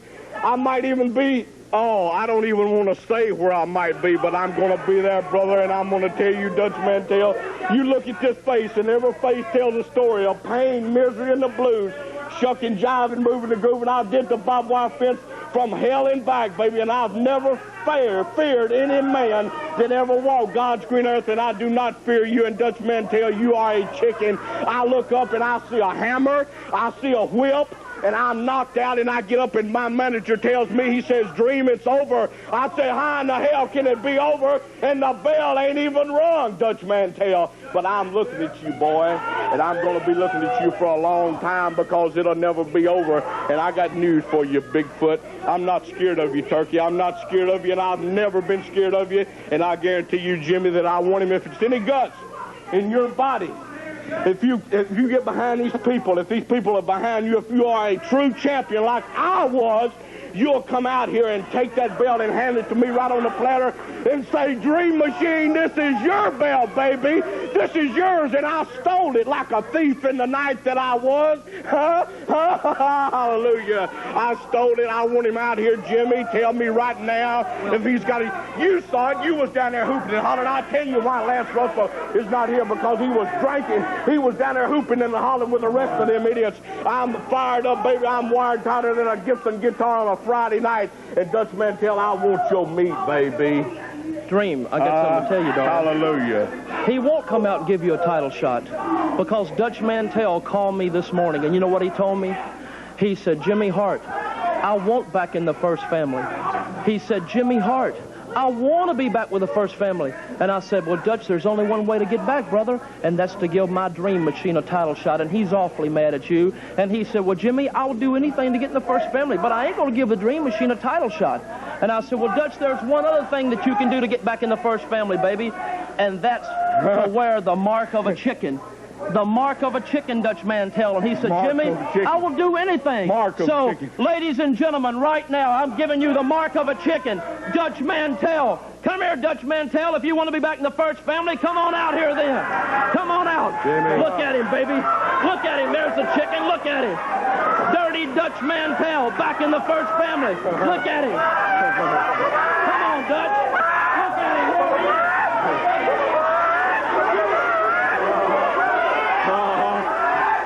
You wanted him, there he is, baby. Not the mark of the devil, but the mark of the chicken. Now, Dutch Mantel, you take a look, boy, when you face your old lady, when you face them ugly kids you got, and you take a look at them every day, this is what you are, Dutch Mantel. This is what you are, and this is what I'm going to do to you. I'm going to take you down, and I'm going to crush you, Dutch Mantel, and I'm going to look at you, and I'm going to pull your eyes out, and I'm going to spit in your face, and I'm going to tell you what do you mean? What do you mean? No! What is going to be, Dutch Mantel? Where are you at, boy? That's what I'm going to do. It's over. That's Dutch Mantel. That's your true champion. That's somebody you can be proud of. Jimmy, right there. let's get him out of here. No, you shut up, baby. You went down there hooping and hollering for them. More wrestling's coming up. We'll be back with you. This may turn out to be one of our more pleasant championship wrestling programs in a long time, Dave, because incident happened during the week where Jimmy Hart ended up receiving a pile driver, as you know. Jimmy laid up, and we just may be able to get by one day without having to listen to that mouth. Yeah. Fantastic, huh? I thought maybe you folks might be interested in the highlights of it. Let's take a look at the action that involved Tojo Yamamoto, Jerry Lawler, with the Cuban Assassins and Jimmy Hart. Tags Tojo. 15 minutes. We're a quarter of the way through the time limit on the match. Yamamoto in with Ali Hassan, whips him in. Goes for that abdominal grab. Here comes Jimmy Hart. That'll be a disqualification. Yamamoto and Lawler will win. Lawler nails Hart hard. Picks Jimmy up. Slams him with a pile driver down into the mat. And Jimmy Hart rattled hard.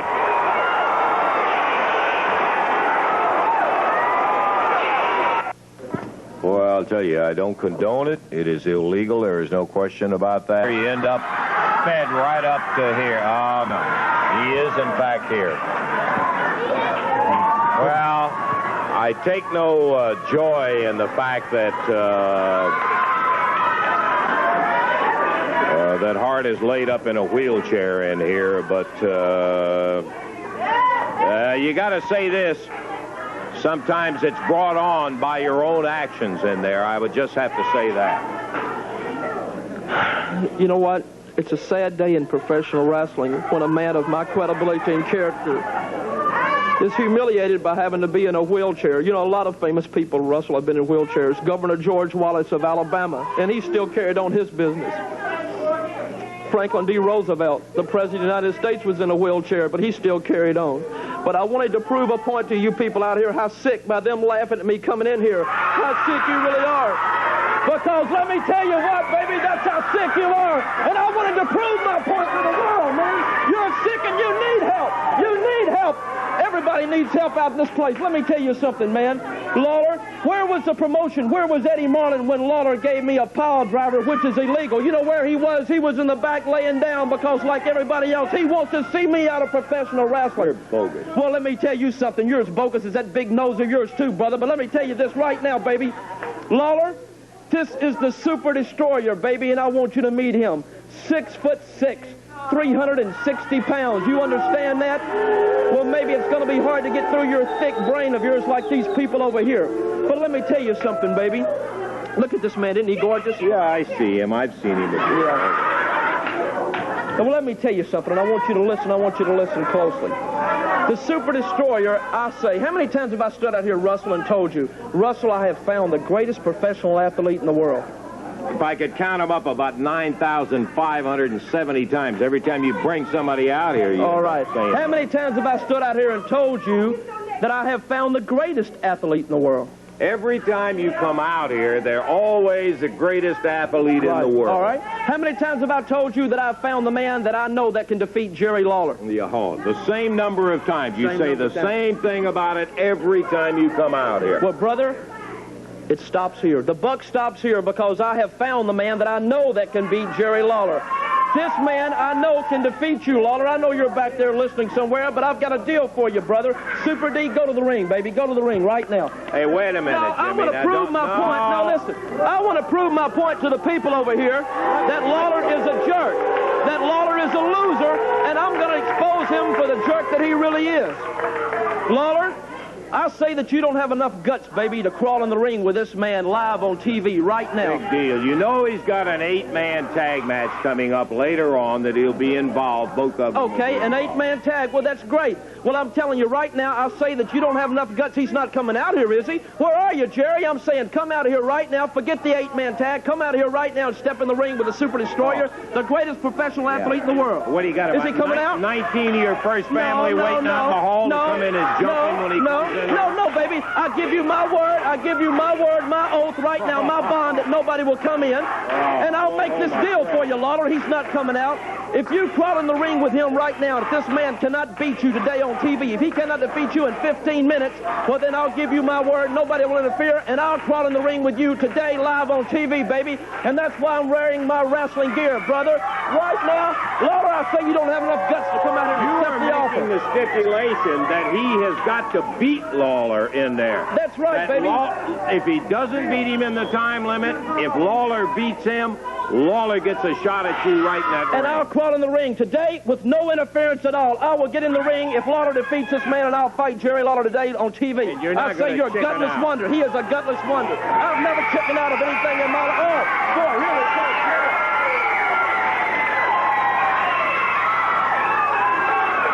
Just beware, Jerry. Beware. You know, Any guy that would come out here in a wheelchair like that, watch out for him. I just want one thing understood. This sounds fine to me, Hart. I want to understand one thing.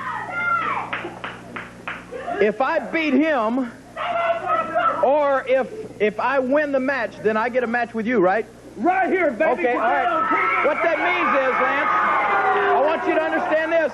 If any of those little cronies of his in the first family come in, he gets disqualified and I win the match, right? You understand it? Right. Anybody interferes, he's disqualified and I win, then I get the match with you? I give you my word. Oh, you know what your word means, don't you? That's fine. You just keep him out here at the desk, and as soon as I get through with him, slide him right up. Get in the ring, big man. Get in the ring. Okay. Get him. Look at him. Hart, I'm telling you, you've made the conversation. You better live up to what you said in there. I've done everything I've ever said I'd do in my life. Oh, boy, you sure have. Yeah. Okay. Oh, great. I'm sorry about that. Let me run over it again. Now, Hart is the one that made the challenge. The Super Destroyer must beat Lawler. If Lawler goes through to the time, or he beats him, or if any of the first family interfere, Lawler wins by disqualification. Hart goes into the ring with Lawler right there, Davey. All right. Lawler and the Super Destroyer. Special added match here. Challenge match. Whoa, Super Destroyer. Shoved Lawler down to the mat. Lawler quickly back up on his feet. Jimmy Hart down in the corner, taunting Lawler.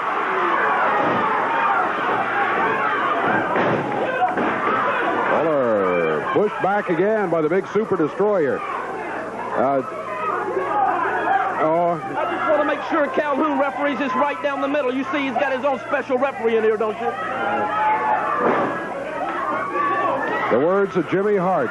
Super Destroyer with Lawler back on the ropes. Oh, off those ropes, he nailed him with a right fist. No doubt.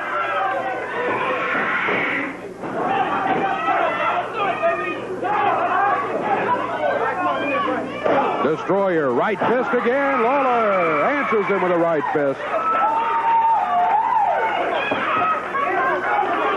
Super Destroyer, not quite as big as Jimmy Hart described him, but he's big, all right. He's over 270. Right fist again in the corner, and Lawler comes back with a fist. Who's using it first, Jimmy?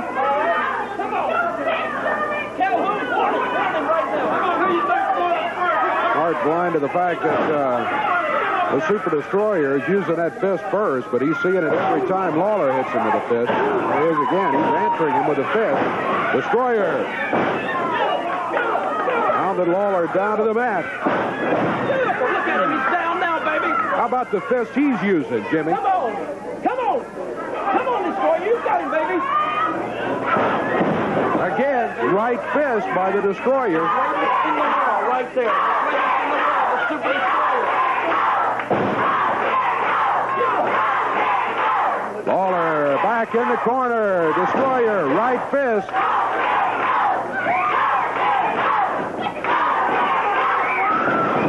Calhoun can't save him now, baby.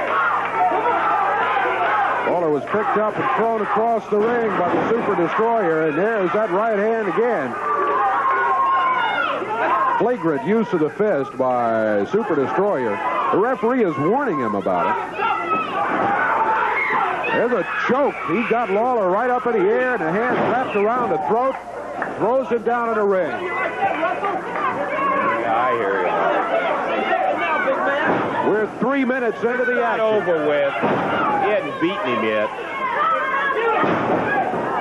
3 minutes gone, and it's mostly been Super Destroyer so far. Oh, Lawler knocked back into the ropes, through the ropes, out onto the apron. Super Destroyer down on the floor now.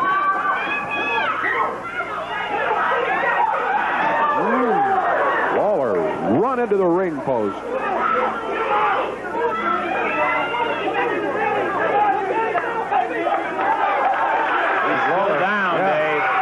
Super Destroyer around there. Jerry Calhoun trying to stop him. Wait till he gets back in the ring. Into the ring post again.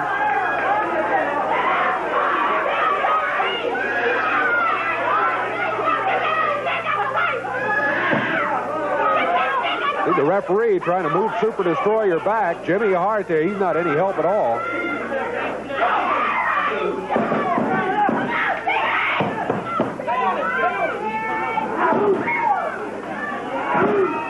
Lawler half in the ring, half out on the apron. Super Destroyer down on the floor. Count him out. Yeah.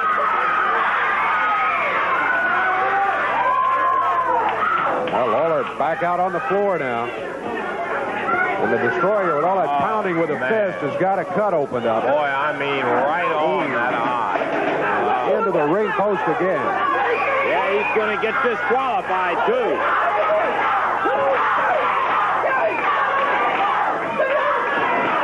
Destroyer with a fist.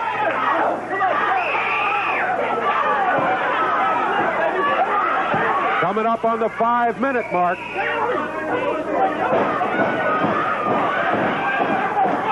Boy, his right eye is closed with blood, Dave. What she used to be, if you look at it.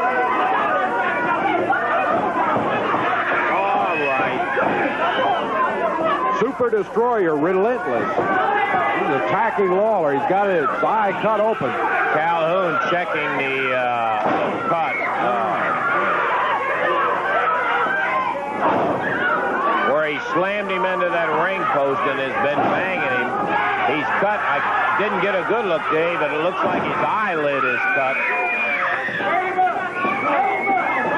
Oh, Jerry hanging on the middle rope and the top rope. Super Destroyer finally knocks him out onto the apron all the way.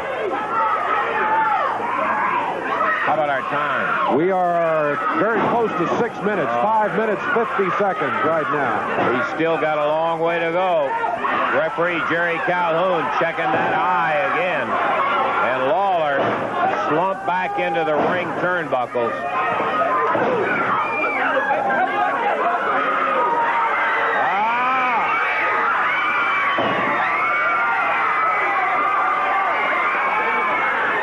What? Calhoun is stopping the match. Yeah, he checked the eye and he said, stop it.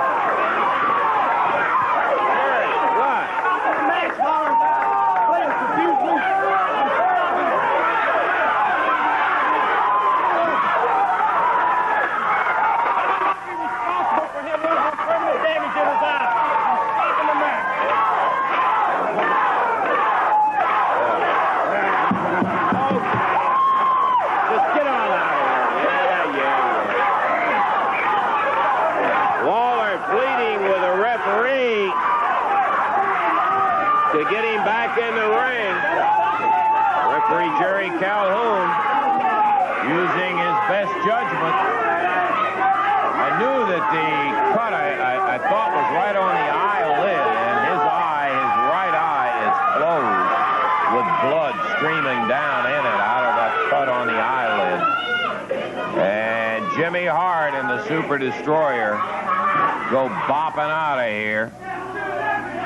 And it's going to go down as an official win for the Super Destroyer over Jerry the King Lawler, Davey. That's the way it'll be. The time on it was 6 minutes, 17 seconds, and at that point, referee Jerry Calhoun stopped it due to the cut on Lawler's eye. In a situation where Hart had challenged Lawler to the Super Destroyer with the plum that if the Super Destroyer didn't beat him, that he would get a match right there in the ring with Jimmy Hart. Official verdict 6-something. 6-17. 6-17. Yeah. The Super Destroyer got a win when the referee stopped it because of Jerry's eye that was cut right at the lid. And so the Super Destroyer gets the win. Super Destroyer has been involved in the relatively short time that he's been in here, Dave, as you well know, in a controversy. We had a situation recently right here on Championship Wrestling where he is using a hold that is a very close controversial thing to a pile driver. As a matter of fact, in one match he used this, and the referee's decision was that it was in fact a pile driver, and he disqualified him, stopped the match at that point. First, before we get into the information we have from the CWA on it, I want you to take a look at this videotape. There's a tag on the Super Destroyer. So the first of the 3 super heavyweights coming in, Super Destroyer at 267, in there with Rick Morton. He holds onto the rope, and Ricky going up for a drop kick, his best chance to get him off the feet. Ricky hits it and hurts his back as he came down. And now look at the Super Destroyer. Grabs him by that hair, puts the head down, drops to his knees, and that is going to be a disqualification. Referee's judgment, he calls it a pile driver. Yeah, and that is exactly what the referee has the power to do, make his decision on it. It's like stopping the bout in there, and he determined it as a pile driver. A protest was lodged with the CWA by Jimmy Hart, and in a letter here, which we're not going to take time to read the entire thing, in effect what the CWA said was that from the videotape, and after listening to all of the protest about the hold and listening to Jimmy Hart, his side of the particular hold in there, they call it a super destroyer, super paralyzer, and the CWA has said at this time they are not ready to outlaw it and determine it as a pile driver, but they will continue to monitor the situation, listen to any further protest on it. But as the situation turns out, it means that the loss that he had because of the disqualification on that thing is thrown out, and so the Super Destroyer at the moment is skating on very, very thin ice on that super paralyzer hold that he used. Jerry Lawler coming out. And Jerry, if we can, yeah, come on over here and sit down. Did you get the eye cleaned up? Well, I know it was a major disappointment. I must say that I think the referee had to use his judgment on it and stop the bout, because the cut it's down on, it's on the lid. Well, let me just say this, Lance. I've had a lot of cut heads before, and I've had cuts over my eye before. And I want you to know, this will leave a scar that, they don't wash away and they don't go away with time. I want Jimmy Hart to realize that every time I look at this, I'll have the scar from now till the day I die, and every time I look at this scar, I'll think of you, Hart, and your Super Destroyer. Now, I know that, Lance, you and the fans have seen me come out here a lot of times and rant and rave and scream and yell and want to add a match when I'm mad as heck at somebody, but I'm not going to be doing any screaming or yelling. But I am mad, Lance, but I'm mad mostly at myself today, because I want to say that I feel like I let a lot of people down. And I know you can say the guy is, I don't know if he's 6'6", but he's big and he's strong and he's mean and he's tough. But oh, well, that's true. I'll vouch for that. But I'm supposed to be the king, Lance. I'm supposed to be the good that overcomes all the evil, no matter how big and how mean and how tough it is. I want to say this. I know I got a lot of fans out there. I realize that. And I want to thank you. So I know exactly how they're feeling right now, and I just want to say that, I'm sure a lot of people say, well, he's on TV all the time. He's a celebrity or whatever. He's not a fan of anything, but I want the people to realize that I am just exactly like you are, and I have things that I like and things that I dislike, and I just want to tell a little story here in comparison. Something that happened to me earlier in the week, and can I have just a minute of time here? Sure. I just want to say, Lance, and I don't know if any of the people realize it, but people are fans of wrestling. I'm a big fan, just to tell a little story, I'm a big fan of the Cleveland Browns football team. You know that. Mm-hmm. And I go to a lot of their football games in Cleveland and everywhere, watch them on TV, and I just want to say, last Sunday I was watching the football game. They're playing the Denver Broncos, and it was a game that Cleveland really needed to win to keep their playoff hopes alive.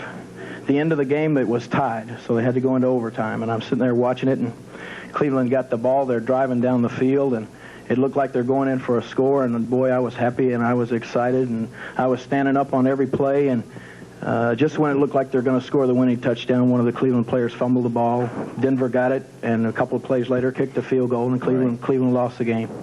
And I know I went at that time from being happy to being miserable, just like that. And you know, I went out to eat later on the evening, and I went to a movie, but I really didn't enjoy it because my team had lost, and I saw the players' faces on the sidelines. And they all had their heads down, and especially the guy that fumbled the ball. You know, I felt bad for him because I knew how bad he was feeling. And at that time, I wished that, I was wishing that maybe the cameras could go back in the locker room and you could see the players saying, maybe one with a smile on his face or one saying, hey, the season's not over for us. We'll get them next week. But, of course, the game was over, and it just went to another show. And I felt bad about it. And the next day, I was at the box office of the Mid-South Coliseum. A little early, I went down, and a little black lady came over to me. She saw me there. She came over and she said, "King, don't let them hurt you tonight because I cry when you lose." And that hit me like a shot because I realized at that moment that there are people out there that care enough about me, Lance, that when I hurt, they hurt, and when I lose, they lose. And these are the people that put the food on my table, and these are the people that put the clothes on my back, and they're the people that take the time out of their schedule to watch me on TV or pay their hard-earned money to come to see me wrestle. And these are the people that I owe everything to, and these are the people, Lance, that I let down today by losing this match. Yeah. But what I can say, wait just a second, where I have the opportunity that the football players didn't have, I can sit here right now, thanks to you, and I can tell my fans that the season's not over and that there will be another day. And what I want to do right now is I want to ask, I'm not screaming and I'm not ranting and raving, I want to ask Eddie Marlin that if this week, if he will add another match to the card with the same stipulations, me against the Destroyer, if I win, I get Jimmy Hart in the ring, then I want to tell,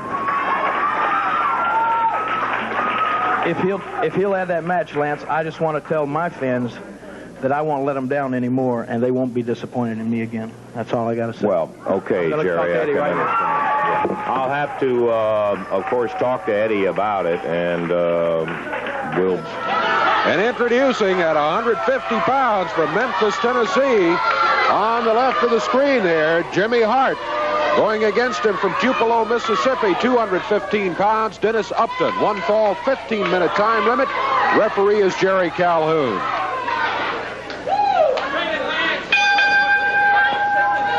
Well, I find this difficult to believe. Jimmy Hart has substituted himself for Sweet Brown Sugar. He said Sweet Brown Sugar could take the day off and he was going to wrestle. I don't know. Let's see here. Dennis Upton, big lanky wrestler, wrestles out of Mississippi, and Jimmy Hart giving him all of his fancy footwork, a little boxing. The referee is saying, come on, open your fist up. We haven't had any contact, I don't think, yet, Dave. Yeah, that's the thing. Is Jimmy really going to wrestle, or is he just going to dance around the ring? Reached out and slapped Dennis Upton. Acts like he just won the world title or something.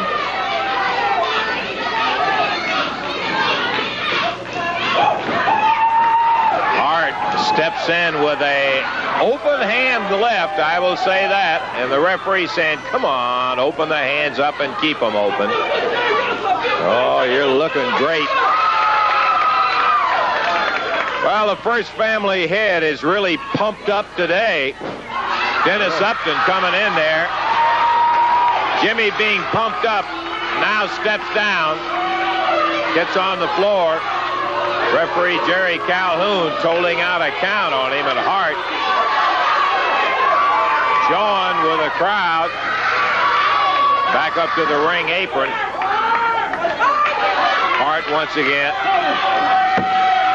Wait a minute, the man is too tall. He's 7'8" right now. You get out on your knees and I'll guarantee you I'll beat him. He's down on his knees.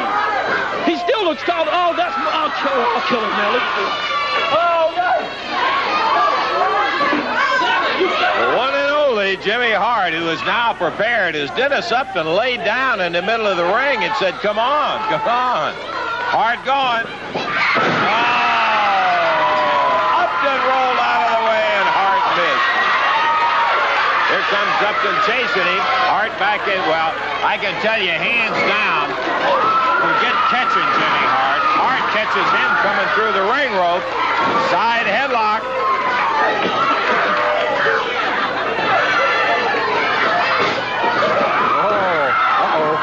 Dennis Upton throws Hart off and right into referee Jerry Calhoun. Upton covers him. Here comes the Iranian assassin. Climbs up on the rope. Jumps off on Upton's back. Places Hart on top. You see it all happening. Referee Jerry Calhoun, who was knocked flat backward when Hart was shoved into him. Count of 3.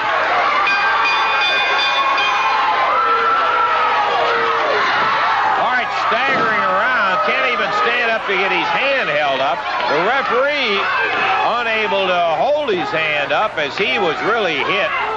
Wind knocked out of him. And Jimmy Hart, I won.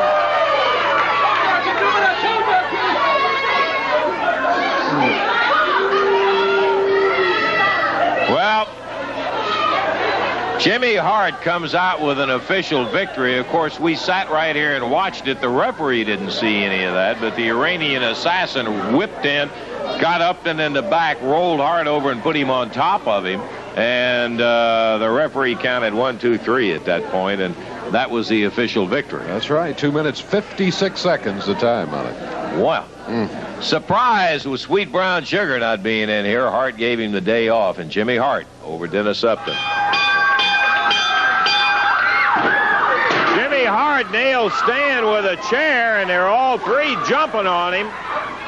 Stan Lane, one of the premier single wrestlers of the First Family, being abused and beaten by the Cuban and the Iranian assassin. Here comes promoter Eddie Marlin, Robert Gibson, and Rick Gibson.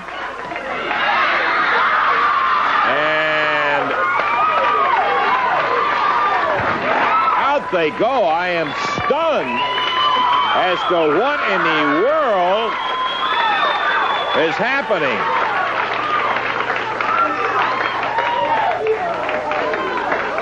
Stan, can I talk to you just a second? Let me tell you something, Lance. Yeah, what in the world is this? You came out and jumped Jimmy Hart. I'm not the kind of guy. Let me just tell you this. I'm not the kind of guy that goes with people's things. I mind my own business. But what I've been suspecting for a long time, I had a chance to find out last night. I did go in Jimmy Hart's bag.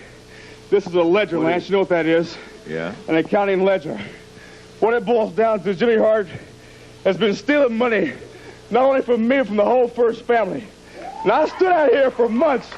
I don't mind the guy standing here and talking. He wouldn't let me talk. That's fine.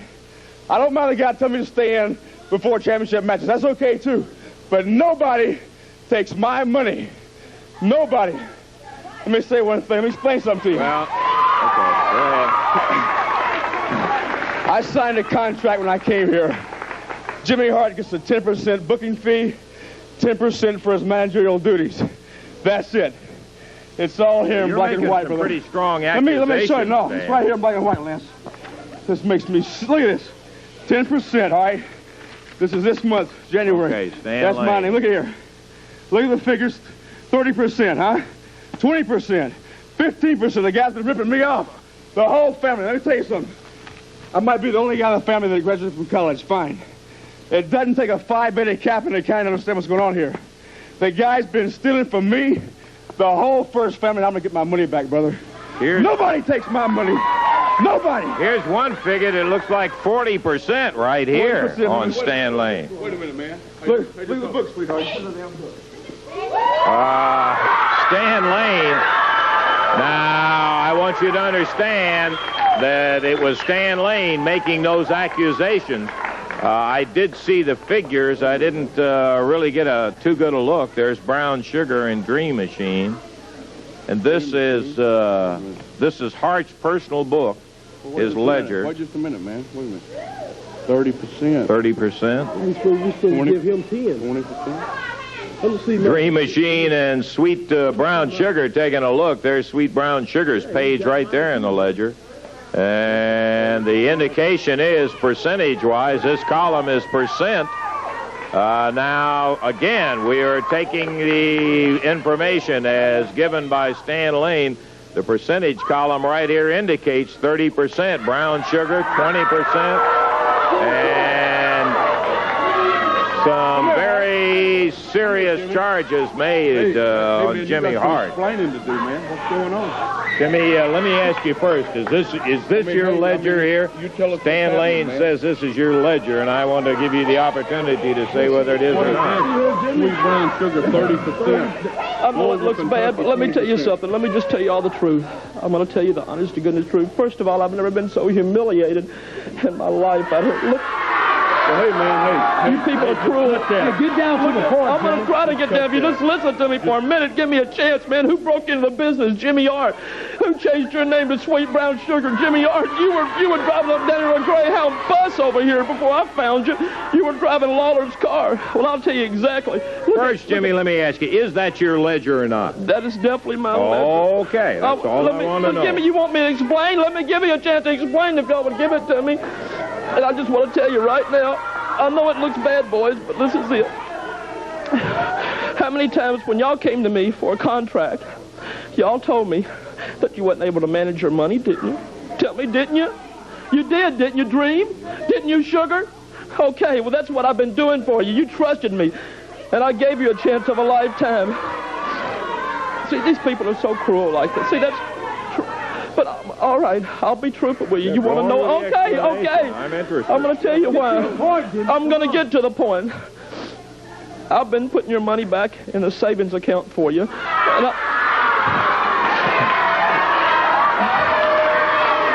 I was going to give you the money for Christmas. But I've been so busy trying to negotiate other contracts for you and commercials and stuff that I wasn't able to do it. So this week, I'm going to give it to you, and I've got $5,000 for you, Save Sugar, and I've saved over $7,000 for you, Dream Machine. $5,000 for me? $5,000 for you I've saved for you, and I've got over $7,000 for you, and that's what I've been doing with your money. Now, you see, you come out here, I'm going to show you right here in this book exactly where I've got it, right back in the back. It says right now. It's in my other book I've got. I put it in my other book that I've got, but I'll bring it to you. But let me tell you something. You've got $7,000 saved, and I've got $5,000 for you. And I had some money for Stan Lane, too. But let me tell you, Stan Lane, you come out here accusing me in my hometown, a Christian athlete, Jimmy Hart, an American citizen, Jimmy Hart, a credit to my community, and you come out here telling me that. Right, man. Let me tell you something. Wait a minute. Well, I'll tell you what, gentlemen, I would take a look at that other ledger. Oh, take a look listen at to you, Russell. Let me tell you something, Stan Lane. I had $5,000 from you, too, but you'll never get it. I'll tell you what I'll do. You want to make some money, and I'll tell you how. I'll put a bounty on Stan Lane's head for anybody can break his arm or leg or anything accusing me of this. That's right, Lane. Nobody, talk to me that way. Are you going to stand by me, Sugar? You mean I got $5,000? You've got $5,000, man. Okay? Nobody, baby. Nobody accuses Jimmy Hart. Nobody shames you, man. Nobody shames you. Okay. You pay because I am the family. I'm the greatest thing to ever happen in wrestling. I'll work for you as long as you be honest to me. And I've always been honest to you, Sugar. I've always been honest to you. Okay, you guys take a look at the book. Don't forget it's in black and white right down there. We're going to take time out. We'll be back in just a moment. I know a lot of you people out there are probably wondering, why didn't the Monk have a chance to wrestle some of the big superstars in professional wrestling like Jerry the King Lawler, Dutch Mantel, Dundee, or Kern? Why is he always on the opening matches wrestling with people like David Price, Rick McCord, or whoever, or whatnot? Well, it's very, very simple, and I'll tell you right now. That's because Eddie Marlin won't give him a chance. You know why? Because the Kerns and the Lawlers and the Mantels, they all ran into Eddie Marlin and said, Eddie, whatever you do, please don't get a match with the Monk. I don't want to face the Monk because he'll hurt us. He'll put us out of professional wrestling. But you know what? I thought, Jimmy, You are the king of professional wrestling, not Jerry Lawler, who calls himself the king. You are a superstar in professional wrestling. So I said, you know, it's about time that I used a little bit of my pull in professional wrestling to get something done that I want to see happen for a change. So I went to Eddie Martin and I said, Eddie, I want the Monk to face Jerry Lawler. Mantel, I don't care who's got the belt. I want him to have a championship match, man. It doesn't matter to me. I want the belt, brother, because that's the most important thing to my life is the Southern Heavyweight strap. And he said, oh. And I said, Eddie, I'm going to give you a proposal, brother, and it goes like this. Jimmy Hart and the First Family, if you don't give me a title shot with my Monk for the Southern Heavyweight Championship belt, then we're leaving, brother. And old Eddie got weak in the knees, and he started shaking. The sweat busted out all over his face. And his little toupee started flying up, and his old pacemaker went, woo! And he said, leave professional wrestling. And I said, that's right, baby. You heard the mouth of the South, and I'm telling you like it is. I want a championship match. And so, brother, we've got a championship match with Jerry the King Lawler. And I said, Monk, the king, baby, you know what the king's going to do? When you get in the ring with the king, baby, he's going to lay that fist upside your head, brother. He's going to lay that fist upside your head. He's going to hit you with everything he's got. You understand? And you've got to be ready for it. And he's going to lay his foot inside of that stomach, baby. And you've got to be ready for it, Monk. You've got to be ready. You understand me? And one more thing, Monk. One more thing, baby. When he's giving you the best he can give you, when he's giving you all that he can take from you, baby, I want you to take his head, Monk. I want you to take the king's head, baby. I want you to put it in your arms, darling, and I want you to squeeze it. I want you to give it everything you got, Monk. I want you to squeeze the king's head, brother. You know what I'm saying, Monk? Do you know what I mean, baby? Do you know what I'm saying to you? Because the belt is the most important thing. The belt is the most important. Come on, Monk. Come on, baby. Come on, baby. Come on. Look at it, baby. Look at it. Look at it. Look at it. Lord, this is it, baby. It's over. My dream, baby. My dream. It's over. It's over. Look at it. Look. Look at it. Look at it. Look at it. Lord, it's over. I hope you'll be ready, King, because we'll be ready. We're going to present for you is one that I want you to take a look at and take a listen to. Not a pleasant one, but we're going to roll it right now and let you see. Rick, I appreciate you coming here, and I didn't bring you here because I want to make a spectacle out of the face or anything, but I tell you the honest truth.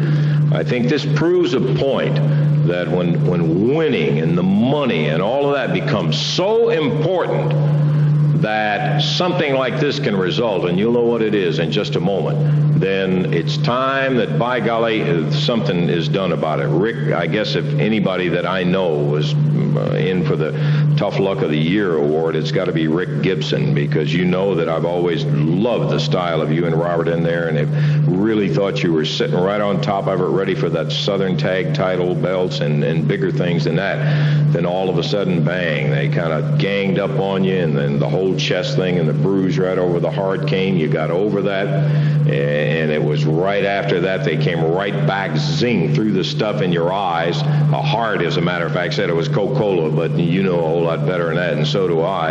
And now I would like for you just to take your time and tell exactly how this happened. Well, this happened last Saturday night.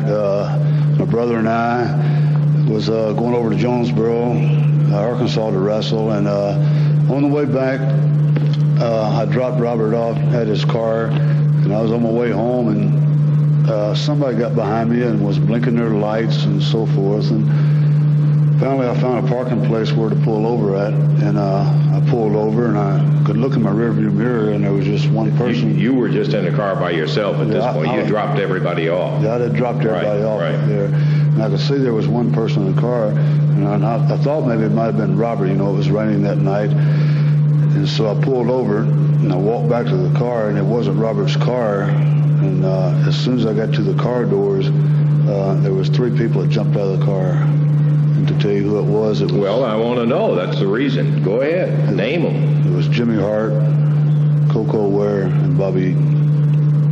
And, of course, this is the result of exactly what took place right there in that incident. This is the result. Well, they did.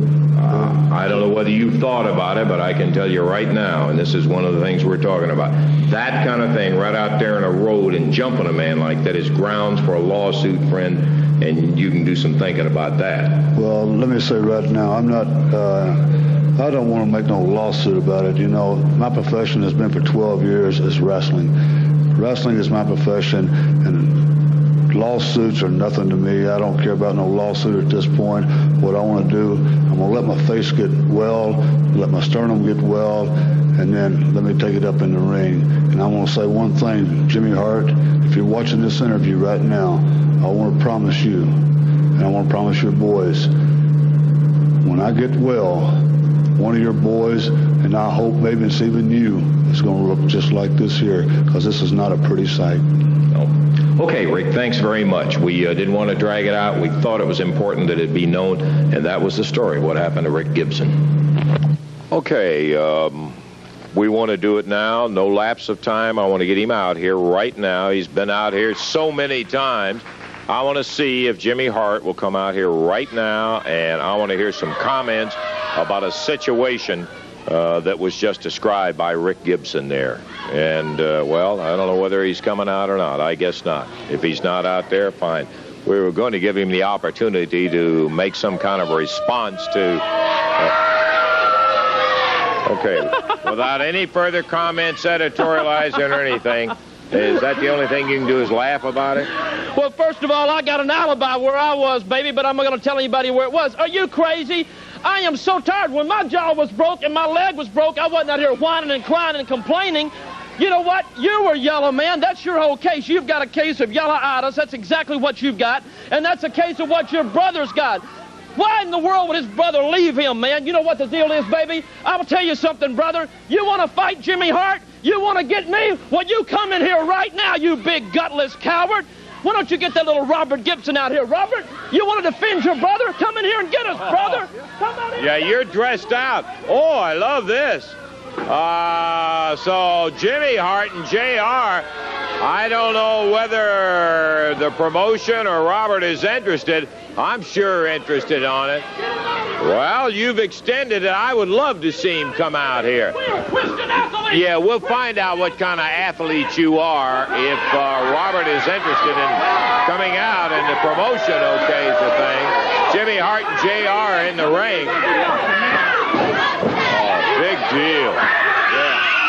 Yeah, here he is. Oh, yeah. Robert Gibson. You want him, you got on. Hart, no way. You're not going to get away with this, you yellow son of a gun. You didn't have the guts to get in there and do what you said.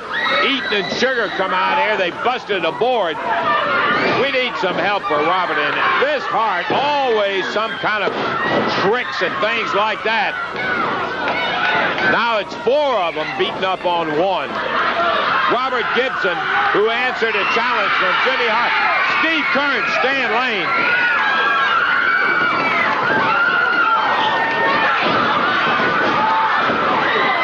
Kern, Lane, Eaton, Sugar, JR, and Jimmy Hart with Robert Gibson still being pounded on as the 2 Harts while Stan Lane just drug Eaton. Bill Dundee! Billy! Out of the dressing room in his street clothes. Putting a pile driver on JR. Dundee again. He didn't get Jimmy Hart because he outran everybody. Here comes Bill. And there goes Hart. Running out of the ring. Dundee back up. Nails Sugar. Boy, oh boy. And let me tell you, that ended that. Throws a chair and knocks Brown Sugar down on the floor. And the first family in flight when Billy Dundee came out. Our our first championship wrestling action for Billy in about 5 weeks since they messed up his shoulder. JR still stretched out in the ring. They're now gathered about Robert Gibson to help him out.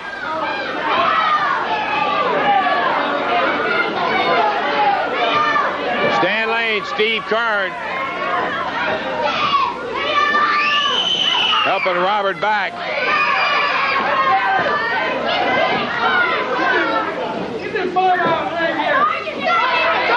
Okay, yeah, he needs some attention back there. Well, I tell you what, we're going to let the wait for Brown Sugar and Eaton to jump Robert Gibson. Hart's the one that challenged Gibson. He comes out there and you bust him open and...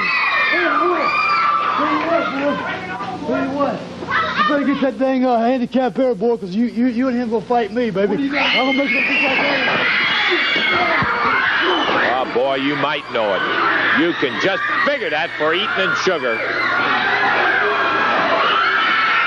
Here comes Bill Dundee, Stan Lane, and Steve Kern again. Hart, you got it. He's the first one out the door.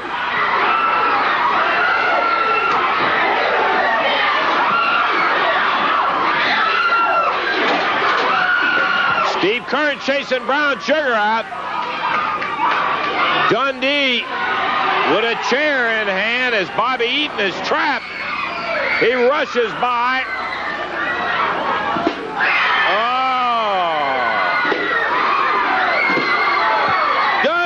Swinging that chair. Woo.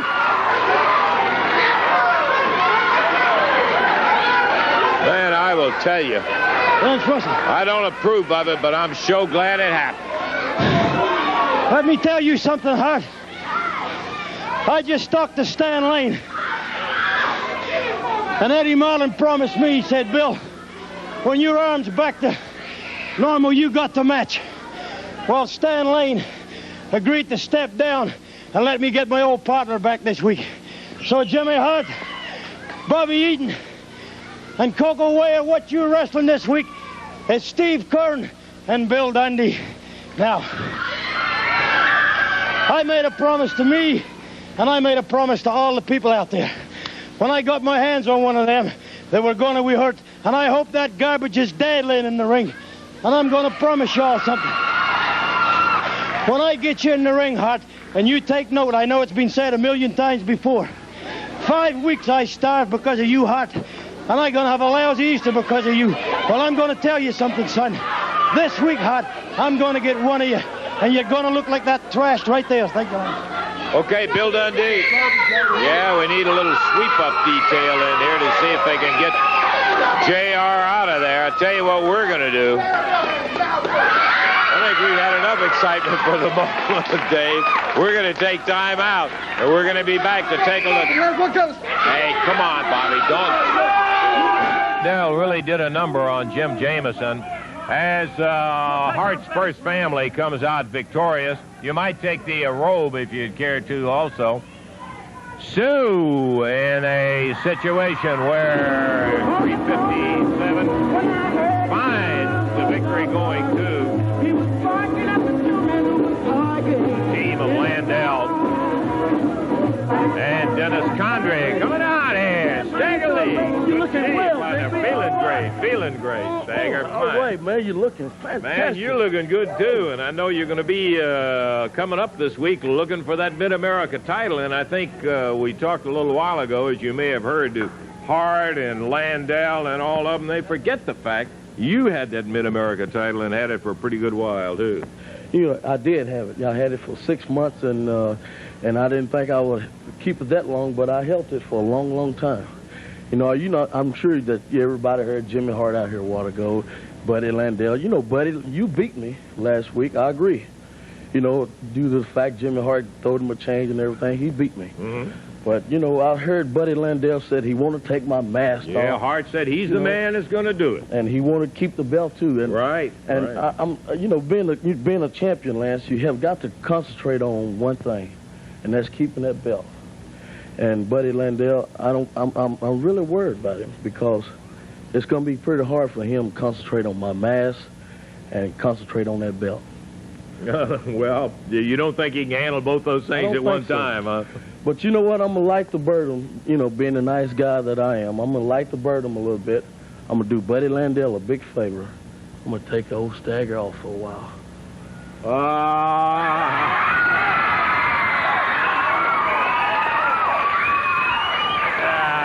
Man, I don't know what to say. Do you know what you just did? You know, I know what I just did.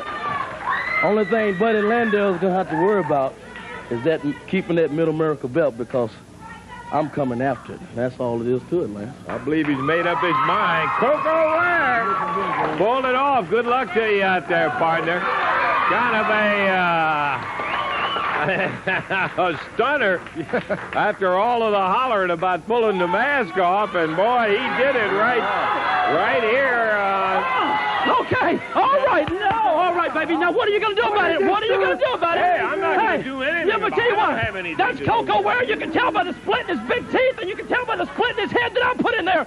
Come here, that's Koko Ware. Now, what are you going to do about it, baby? I'll prove my point. Eddie Martin. I want Eddie Martin. Hold it. Go back. Go get Eddie Martin in the corner. Get Eddie Martin. Eddie Martin, come out here. Go wake Eddie Martin up. He's back there sleeping. You don't have to worry about pulling any mask off, at least. He's taking care of that. I just proved my point I've been trying to prove out here for 6 months, baby. Come here. Come here, Eddie. Come on, Eddie. Come here. All right. Okay. Eddie Marlin. Now, were you asleep in the back as usual, or did you see the monitor? I seen You saw the monitor. Okay. Now, first of all, I want y'all to hold me a copy of this tape up there, because a lot of things are going on around here I don't like. Now, that was Koko Ware. Am I right or am I wrong? That was right. All right, say it a little bit louder. Yeah, it was. All right, he said he was right. Okay. Now, what are you going to do about it? You remember the stipulation? The stipulation was, when we started fighting this jerk, was if we beat him, he'd have to leave the city. Period, comma, question mark. And then he came back under a mask, and you know it, I know it, and the people know it, and you stood out here and you said, well, Jimmy, if you can take the mask off with it and prove who he is, then he'll leave town, right? Well, the mask just came off, so now you stand by your word, baby. He leaves the city. Evidently, Jimmy, you don't keep up with time, because Koko Ware's time was up 30 days ago. He's been wearing that mask for the last 30 days just because he wanted to. He is legally able to... Hey, Jimmy, did you understand You are crazy, man. You are out of your mind. Let me tell you something, baby. You know what? This is the last time you're messing around over the family. I am sick and tired of you. You know, all of you play favorites to everybody, Eddie Martin. You have special referees. They have any type match they want. You want to do anything you want to do. Buddy, get him. Come on now. All right. No, I'm tired of being ripped off. The family is tired of this. He'll put his hand on anybody he wants to put his hand on. You ain't going to do nothing about it right now. Get him. Get him. Get him right now.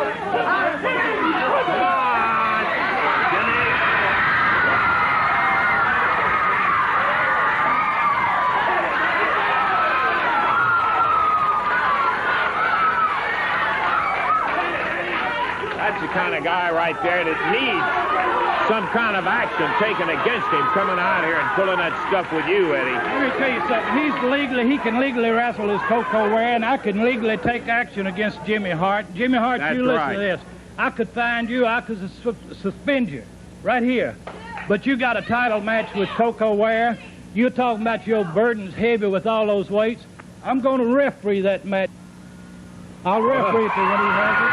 And I'll see if I can't lighten Jimmy Hart's burden. Come on. Special referee, Jimmy. Go think that one over for a little while. Hart and Landell and Jimmy Cornette. Okay, in just a moment, we're going to be back in the ring with the action of the big Russian invader going against Robert Reed. Coming out now, we're delighted to have the superstar. Billy. How you doing, sir? Oh, my God. Well, he is... Jerry Lawler is not the here. king in here today. He's coming to death. Well, let me tell you something. No, let me tell you something, and Lawler, baby. You know, y'all are making a lot of accusations. I can't even talk today, man. I'm so excited about seeing you out here, Billy Dundee, and the king ain't here. How convenient, huh? Let me tell you something, baby. You know, y'all talk about 2-on-1. You talk about 2-on-1. Well, let me tell you what, baby. You're so big and bad, there ain't no one man that can whip 2-on-man, so we might as well start living up to our reputation.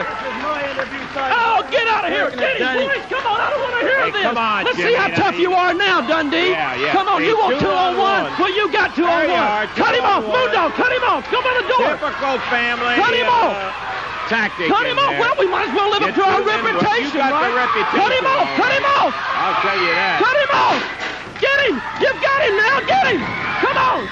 Come on, get him. Dundee not backing up a step. He goes roaring after the Moondog. No one man can beat two good men, baby. They got the bones, Bust him open. I want to make sure he don't show up anywhere, baby. Yeah. Work on him. Work on him. Work on him, baby. Let's see if we can get some help out here and get these Moondogs out of there. You don't need help, baby. He's a superstar. He doesn't need any help. Look at him right there. Beautiful. Beautiful. There you go. Come on, call Hart a whip now, people. Call me a whip now. Don't you point at me, you big fat slob over in the audience over You're there. not doing anything, Jimmy. The Moondog's up there with two of them. They got bones in their Our hands. reputation, baby. You said we had a reputation, Oh, you got right? it all Lawler right. said everybody says that, well, then we might as well live up to it. Beautiful, Moondog.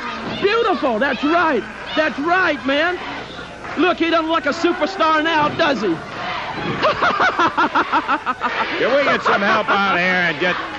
Look at him. Look at him. Look at him, baby. Superstar. In case you just joined us, the Moondogs, both of them jumped Bill Dundee. They got the bones. They got everything else in there. Come on, Moondog. Put it to him, baby. I want to make sure he doesn't go anywhere anymore, man. Beautiful. That's right. Throw him out of the ring. Must be because you're afraid of it when they're even odds with 2 Hey, you don't on hear 2. us out here crying or complaining, baby, do you? You never hear us out here crying or complaining. Come on, baby. The more they call me wimp, the more things like this are going to happen. Yeah. Come on, baby. Jimmy, just get your Moondogs and get out. Come on, get him. Watch him. Watch him. He's got a chair. Watch him. Watch him.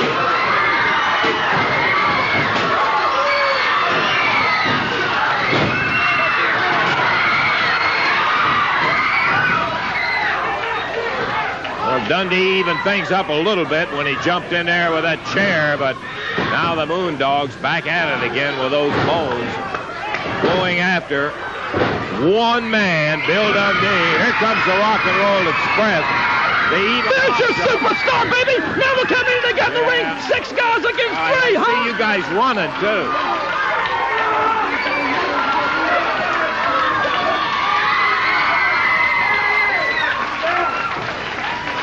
Rock and Roll Express and Rick Gibson come in to even things up. Let me tell you something, Hart. Jimmy Hart, you ain't a man. You ain't nothing, punk. Jackie Fargo said it once. You stink, Hart. You stink. And everything about you stinks, Hart. Well, let me tell you something. You and them 2 lousy Moondogs, they don't mean to nothing. Because if me and Johnny Lawler beat on one of them, he wouldn't be standing here. Now, I'm going to tell you something. When we get you and them 2 stinking Moondogs in the ring this week, we're going to tear your clothes off, Hot. Then we're going to peel every piece of skin off your body, brother. Then we're going to beat your damn brains out.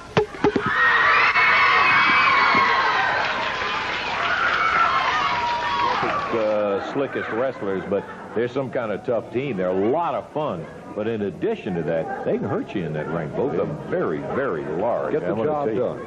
I want to update you a little bit. Last week we had some conversation from Jackie Fargo about the Fabulous Ones. And when they decided to leave the area and go on to bigger and better things, here comes Jimmy Hart. I'll never get done with this. Jackie was interested in getting some new fabs. I talked to Jack last night, as a matter of fact. Hadn't talked to him in a while. I talked to him last night. He told me that he's got pretty good idea on one of them, and he's got a hot prospect for the other, and the new Fabulous Ones will be along. And what's on your mind today, Mr. Hart? Well, let me just say this. If you think losing the fabs is bad news to their fans, I've got some real bad news for you today.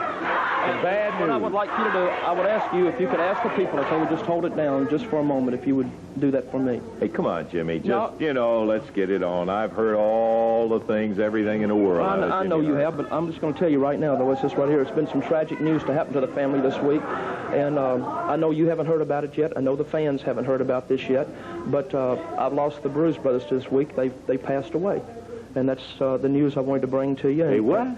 You heard me. What I said was I don't have the Bruise Brothers with me anymore, and I brought a piece of film out here. The Bruise Brothers have left the family? Is that what you're saying? No, what I'm saying is the Bruise Brothers have passed away. They're dead. They're not with me anymore is what I'm saying.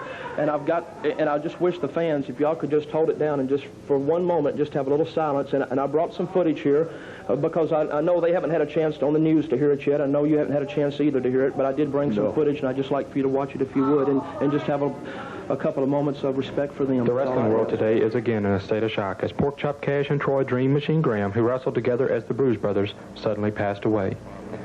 Many of the fellow members of wrestling's first family, along with Jimmy Hart and family members, arrived for a private service, still in total disbelief.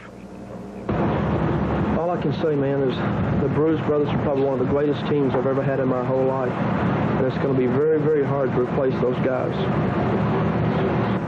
Cash and Graham, who had teamed together for only a year, yet held one of the most impressive records in professional wrestling, were former Southern Tag Champions in line for a world title shot. The respect they had gained from fellow professional wrestlers is demonstrated by fellow family member Joe LeDuc. You know, they were good wrestlers. They were champion material.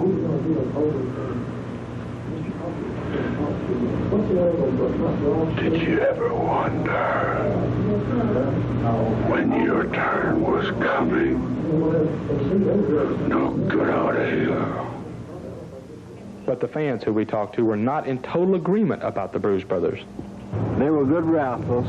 I didn't really like them that much, but it's a shame this had to happen to them. Victory Funeral Home is honored to have had the boys here. They were good boys. Troy Graham and Pork Chop Cash, the backbone of the first family professional wrestling, although together for a short time, left their mark on the Mid-South area and around the world. The Bruise Brothers, gone, but not forgotten. Well, I am shocked, Jimmy. I hadn't heard anything about it, as a matter of fact. And, well, what I wanted to say is this, but you see, behind every dark cloud, there is a silver lining, and that it's tragic news for that, but that's the bad news. The good news is this. You know, I've been on a talent hunt myself, and baby, today is the greatest day of my life because I have searched the world over, and I have found the new fabulous ones. Baby, crank that music up. Woo! Come in here, baby, crank the music up upstairs. Are you asleep? Evidently they are asleep. Come on, these are the new fabulous ones, baby, right now. I've looked high and low, and I've found them right now. Come on out, baby. Woo! Jimmy, you pulled a lot of things, but this has got to be one of the lowest things I've never believed it. Let me tell you something, Last baby. time I'll ever believe anything you don't believe you ever say. Let me tell you right now, baby, and you want to see some specials. You thought the fabulous ones have specials. You ain't seen nothing yet, baby. Show our new special, the new fabulous ones. I think in all the years of championship wrestling, we've really ever done anything like this. Of course, Dave and I both know, because we do them all the time, that every week, but I will explain to you every week. Of course, championship wrestling runs in a lot of different markets. Your market, of course, is very special to us, as are all of the markets. And every week we do the individual interviews, which we do for the various markets and the particular bouts that are coming up in that particular area. The footage that you're going to be seeing in just a moment took place at one of these interview tapings. Now, the series of events, Dave, I think it may be a little confusing for anybody who has not been at an interview session, takes place over about a 30-minute period of time. But what we have done is taken the footage and put it all together in one segment, and I think you're going to find this particularly interesting. You know, when you were a kid in school and somebody would come up with an idea for a little joke to play on somebody else, a little prank in there, and all of a sudden it starts to get out of hand, and what was a prank and a joke turns out to be a serious situation, and before you know it, everybody's hot and the tempers are flying, and brother, then it all lets loose. Well, in effect, that's exactly what happened here. I don't think I have to tell most of you folks that handsome Jimmy Valiant is a prankster and a half. That son of a gun, you got to watch him all the time. He's always pulling some kind of prank. And this particular situation is no different. I would tell you also, there are periods of black. When we finish doing an interview, the camera fades down to black. Now, the tape is still rolling in a lot of instances, and sometimes some interesting things are picked up on the microphone. And so you are going to be seeing, don't touch your set. There's nothing wrong with it. There are a couple of periods in here in which we go to black in there, and what is happening really was not meant to be aired, but in the context of the whole overall picture that we're going to give to you today, we are going to show you those black segments in there. At one point, you will, well, we'll wait and tell you about that when we get to it, because this turned out to be the doggonedest situation you ever saw. The first part of it kind of was on me, and then you'll see exactly what happens after all of that goes. Let's take a look now at this very special situation that involved handsome Jimmy Valiant and a prank that he wanted to play. I'll tell you one thing, you're not going to see anything any bigger than that in Rupp Arena, and we've seen a lot of big ones right there. It's going to be sensational on Thursday, October the 4th, and here he comes, the boogeyman, handsome Jimmy Valiant. That boogeyman feels good today. I got something to tell my brothers and sisters. But first of all, Lancer, I want to shake hands with the man I love. Put it here. My butt. All right. Lancer. Jimmy, you got my suit. Hey, cut it, Ken. Come on. I love this man, brother. I love you to death, brother. We got lots to do. I love you, brother. I got to do an interview. I got to do an interview with Hart for Atlanta. Will you, Jimmy? So look at this. God. Police call and climb the wall. Old time Jubilee. Blood's gonna flow like wine. And that's right there. Lexington. Brothers and sisters, don't miss it. Woo! Feel good. Feel good. Thursday. Hey, you got that one done, Jim. Sure got that right, brother. Hey, son of a gun. No, hey, I'm sorry, brother. Hey, send that coat to the Clayton. Send the boogeyman a bill, please, brother. Hey, he was a real man. No, you know it's that. just been a long day, and we still got something to do. I got Hart with one for Atlanta. And Hart's coming out here? Yeah. By himself? Yeah. Look, Lance, I just did this interview straight, brother, right? Hey, I just flew in myself, brother. I'm tired, too. Listen at me. Hey, I got a whole dozen eggs over there. Let me do. Just with Hart. Is he coming by himself, right? Yeah. Let me shake hands with the Hart, brother, one time. For the boogeyman. Now, we old friends. We go back a long way, right? One time. I don't know whether you'll go for it or not. Come on, I'll be right there. Okay. Atlanta, Georgia, the family's on its way, along with the greatest manager in the world today, Jimmy Hart. I can't wait. The Omni, baby. You've seen the rest, but when you see the family, baby, you're looking at the best. Woo!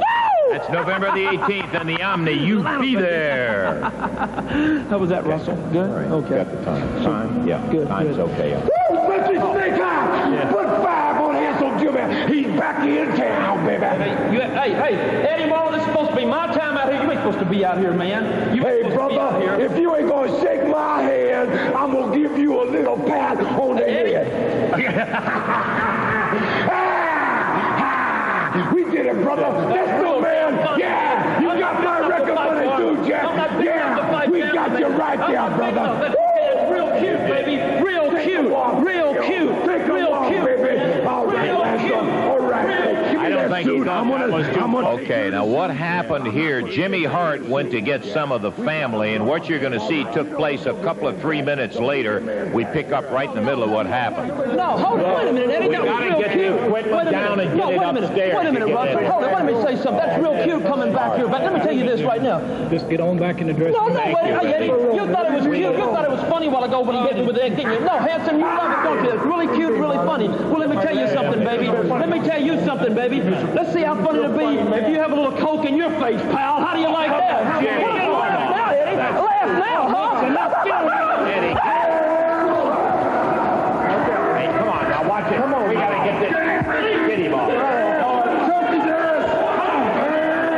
hey, Randy, go over there and get somebody from the dressing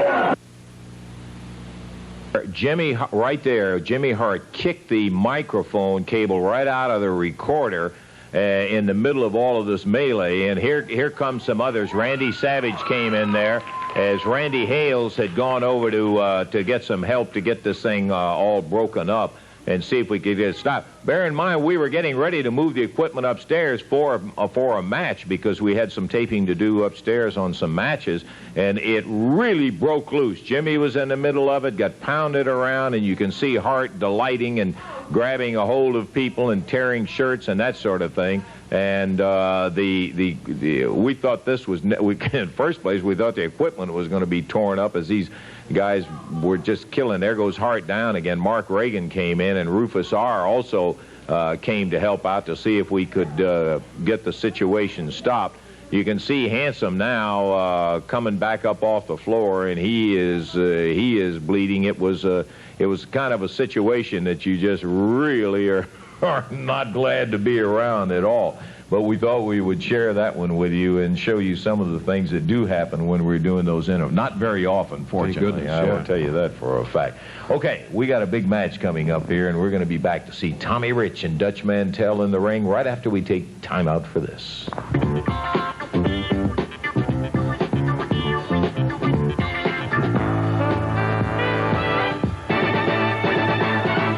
Boring out of here. Let me give you some tips, baby. First of all, if a kid looks like Jason, nobody's going to want to steal the kid in the first place out here, man. But let me just say this, baby.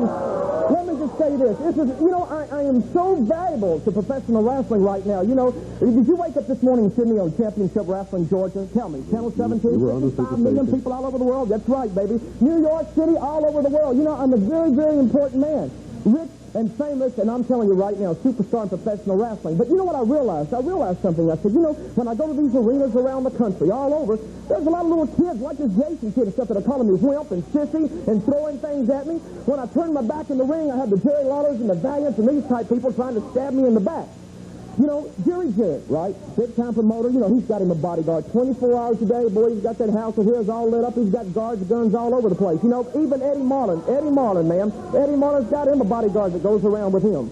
The President of the United States, well, I should say the President's got one, but the new President, Mantel, because I'm telling you, he's going to win hands down. There's no doubt about that. He's got bodyguards. Everybody has. Well, you know what I realized? I realized I am so important that I better get myself a bodyguard because, like I said before, you can't trust anybody anymore. You know, I was kidnapped not long ago by Austin Idol, and I ain't going to happen to me again. Now, see, there's those people again doing that. Well, that's the exact reason why I've got this man standing next to me. Come here, baby. This man is Dr. Detroit, baby. Don't listen to him. I want you to turn around and face this camera right now because I'm going to do something that's never been done before on TV, baby. I want you to take this mask off right here, baby. This, baby, is going to be my new bodyguard. Take your jacket off, pal. Take your jacket off right now. This is my new bodyguard. He's going to be with me 24 hours a day.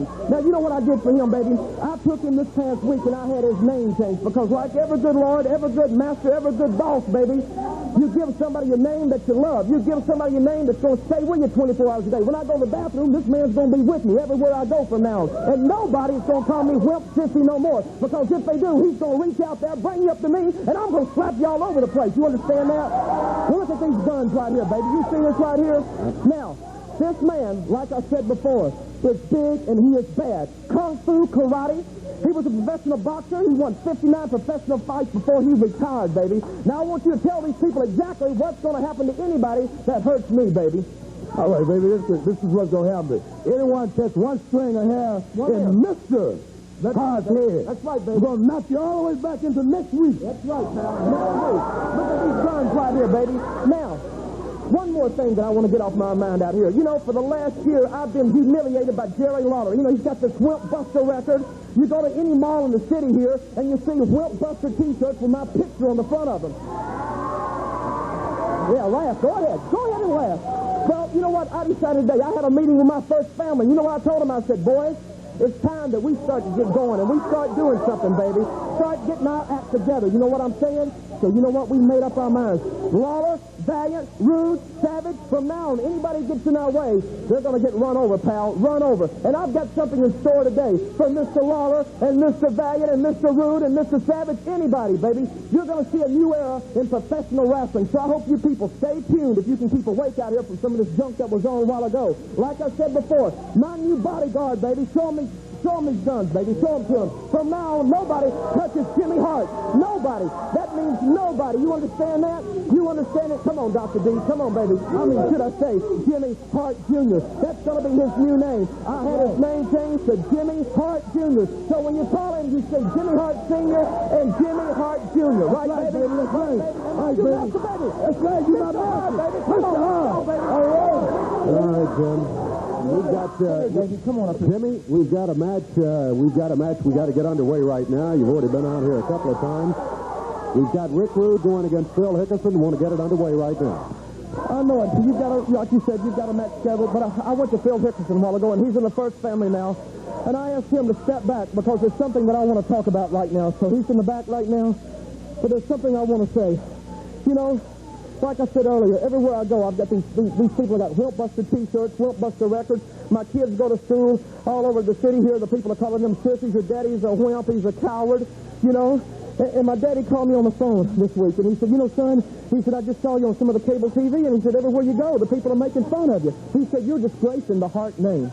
He said, you know, when I brought you up, he said, I never told you what to do and where to go, but he said, I'm going to give you some advice right now. He said, sometimes you got to do what a man's got to do. And he said, I know these guys that you're wrestling against are twice their size, but still, it's better to get beat up sometimes than to run and be called a coward and a quitter.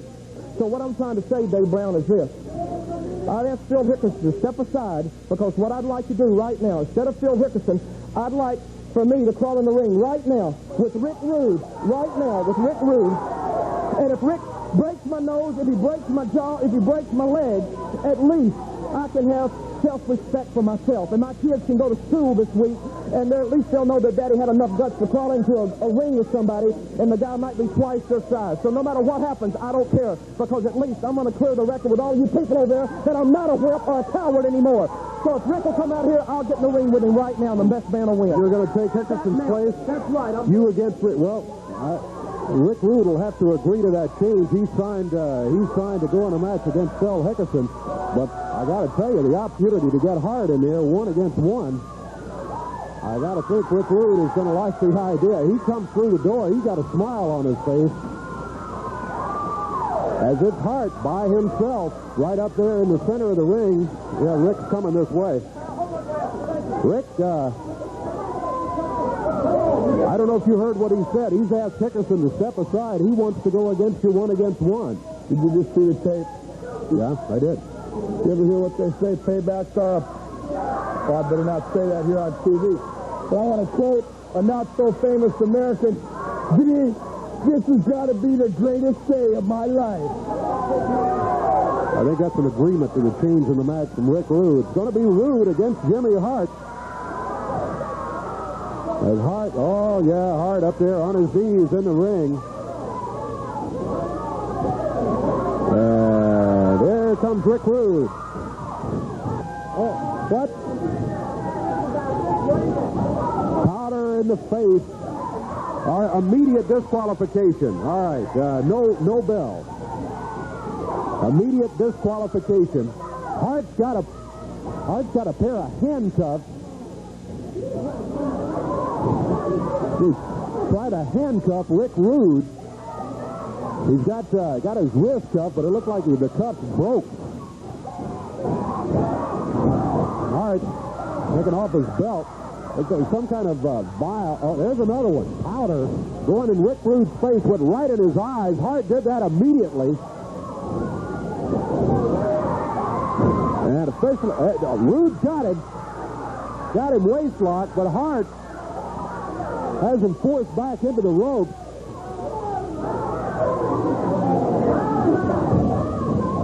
Hart leaping out of the ring. Now holding on to distracting Rude. Look out, Dirty White boys come in with studded belts wrapped around their fists. Now both the Dirty White Man and Hart going after Rick Rude.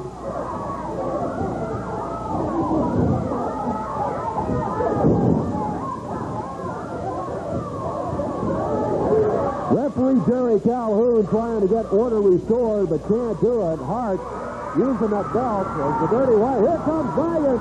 and Lawler. They go after the Dirty White Boys while Rude, nailed by Hart with the folding metal chair. Dirty White Boys, one of them out here working on bagging on the floor now. Hart with a chair in the ring nails Rude.